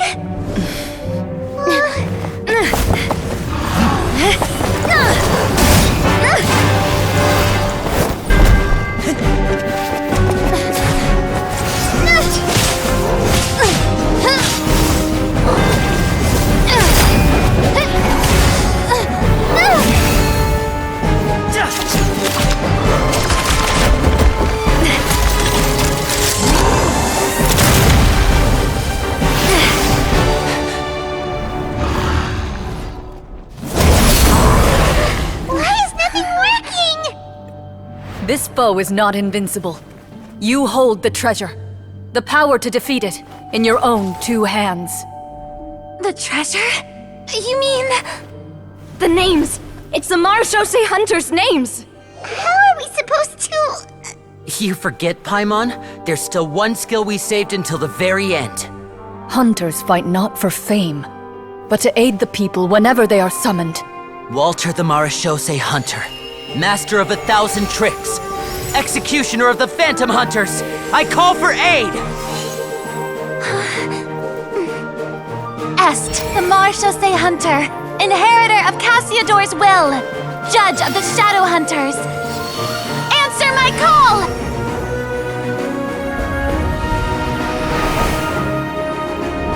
Petronia, protector of justice and order, the hunter I respect the most.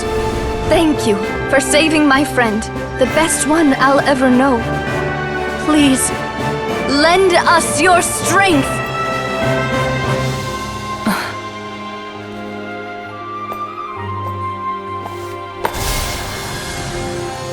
We have come to answer your summons.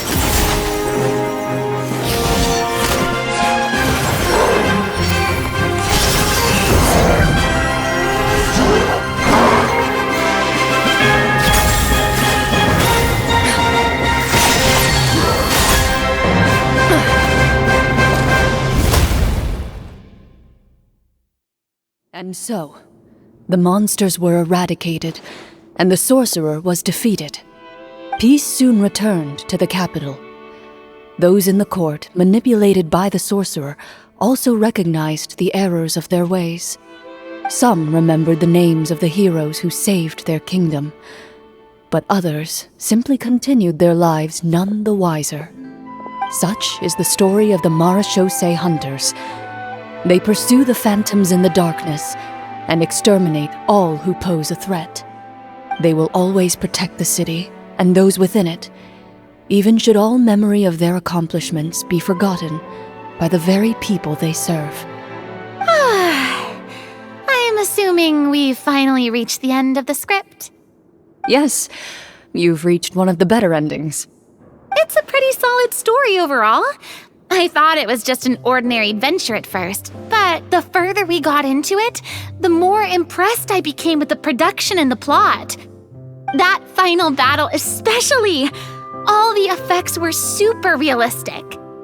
Oh, right. Yeah, totally. That's a really good point.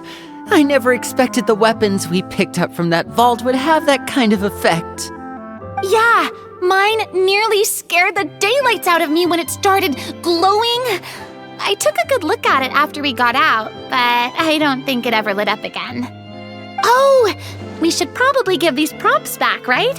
I'll just leave mine here. Did you have a good time? Of course. Let me know if another script like this comes around. Sure, no problem. Then I'll head back for now. I think I need some time to fully digest everything that just happened. Once Mr. Florian is awake, please pass on my regards to him. He must be extremely exhausted to have passed out cold like that. You're right. He's had a lot to deal with. Well, see you all some other time. Toodaloo!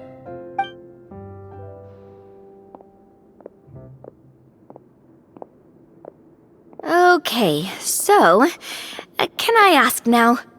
I think it should be fine, yeah. What in the world was going on back there? So you saw through all of that? That time in the cave when you told us to close our eyes, it'd be weirder if we didn't notice anything. I was dying of curiosity the entire time. I mean, you did a pretty bang-up job of pretending nothing had gone wrong. Farina actually looked like she thought all of it was planned. Guess none of us wanted to be the one to break the illusion. What are you all talking about? Oh, wait. Don't tell me Paimon never... No, this is all my fault. It's not too late to cover your ears. Here, Paimon, I'll do it for you. Bit late for that, don't you think? You're saying everything that happened back there wasn't actually part of the script? It's probably more accurate to say this was never a real scripted story to begin with. What? So loud. My head. Hey, you! Get up right now and explain yourself! No shaking, please! Oh, my head.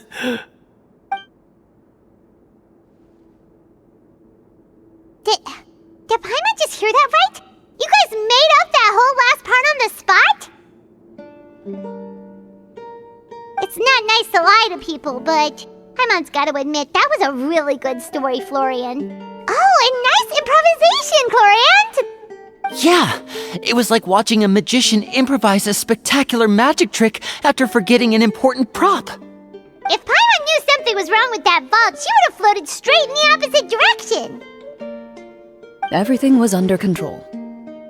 As if you've ever described a situation as being out of control. I'm pretty sure any situation you consider to be easy to handle would scare a reasonable person half to death. Guess I'm just used to it. You must run into a lot of unexpected situations then. That explains why you're so good at coming up with things on the spot. As for you, Florian, I know there's no excuse for what I did. I'll turn myself into the guards at once, confess my crimes, and accept any punishment that comes my way. I would say you've already suffered more than enough. What? You may have been blinded by fame and fortune in the beginning, but your actions during the final battle had proven you to be a true marechaussee hunter. You'll be far more used to the city above ground than below. Your job as a hunter is more important. But...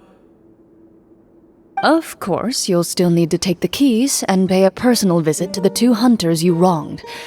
Prepare to accept any terms they give you as well. Yes, of course. As far as I'm concerned, though, your showing in the duel was enough to prove your honor. Then I'll do exactly as you said. I'll go return those 2 keys right now. Thank you so much, everyone. I'll do my best to prove myself worthy of the second chance you've given me. I swear this on my name and honor as a marechaussee hunter. Until we meet again, everyone.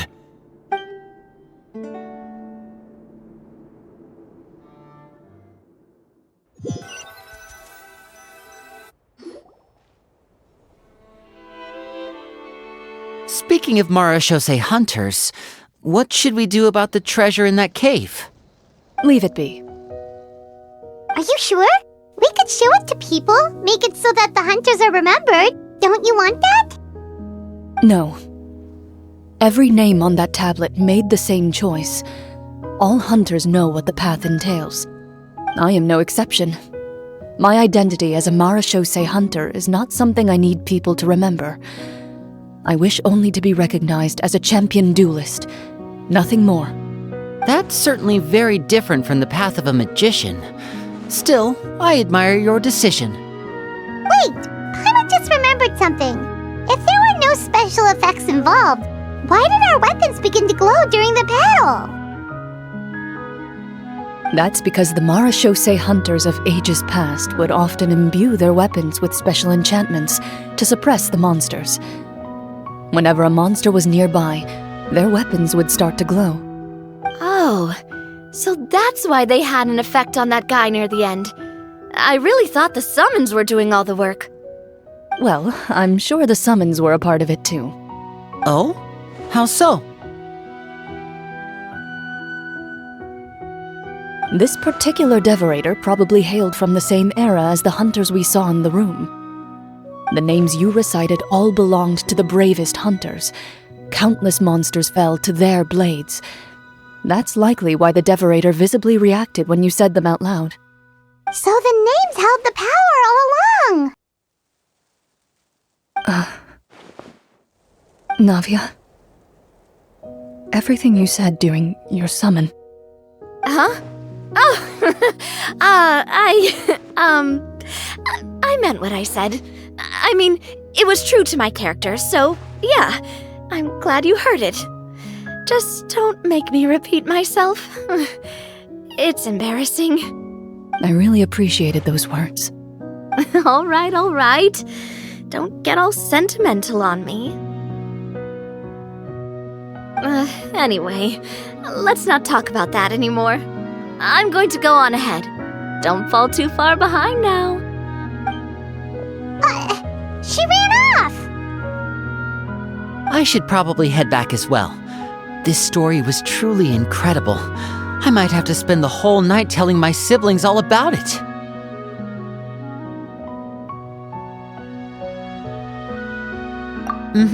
Goodbye.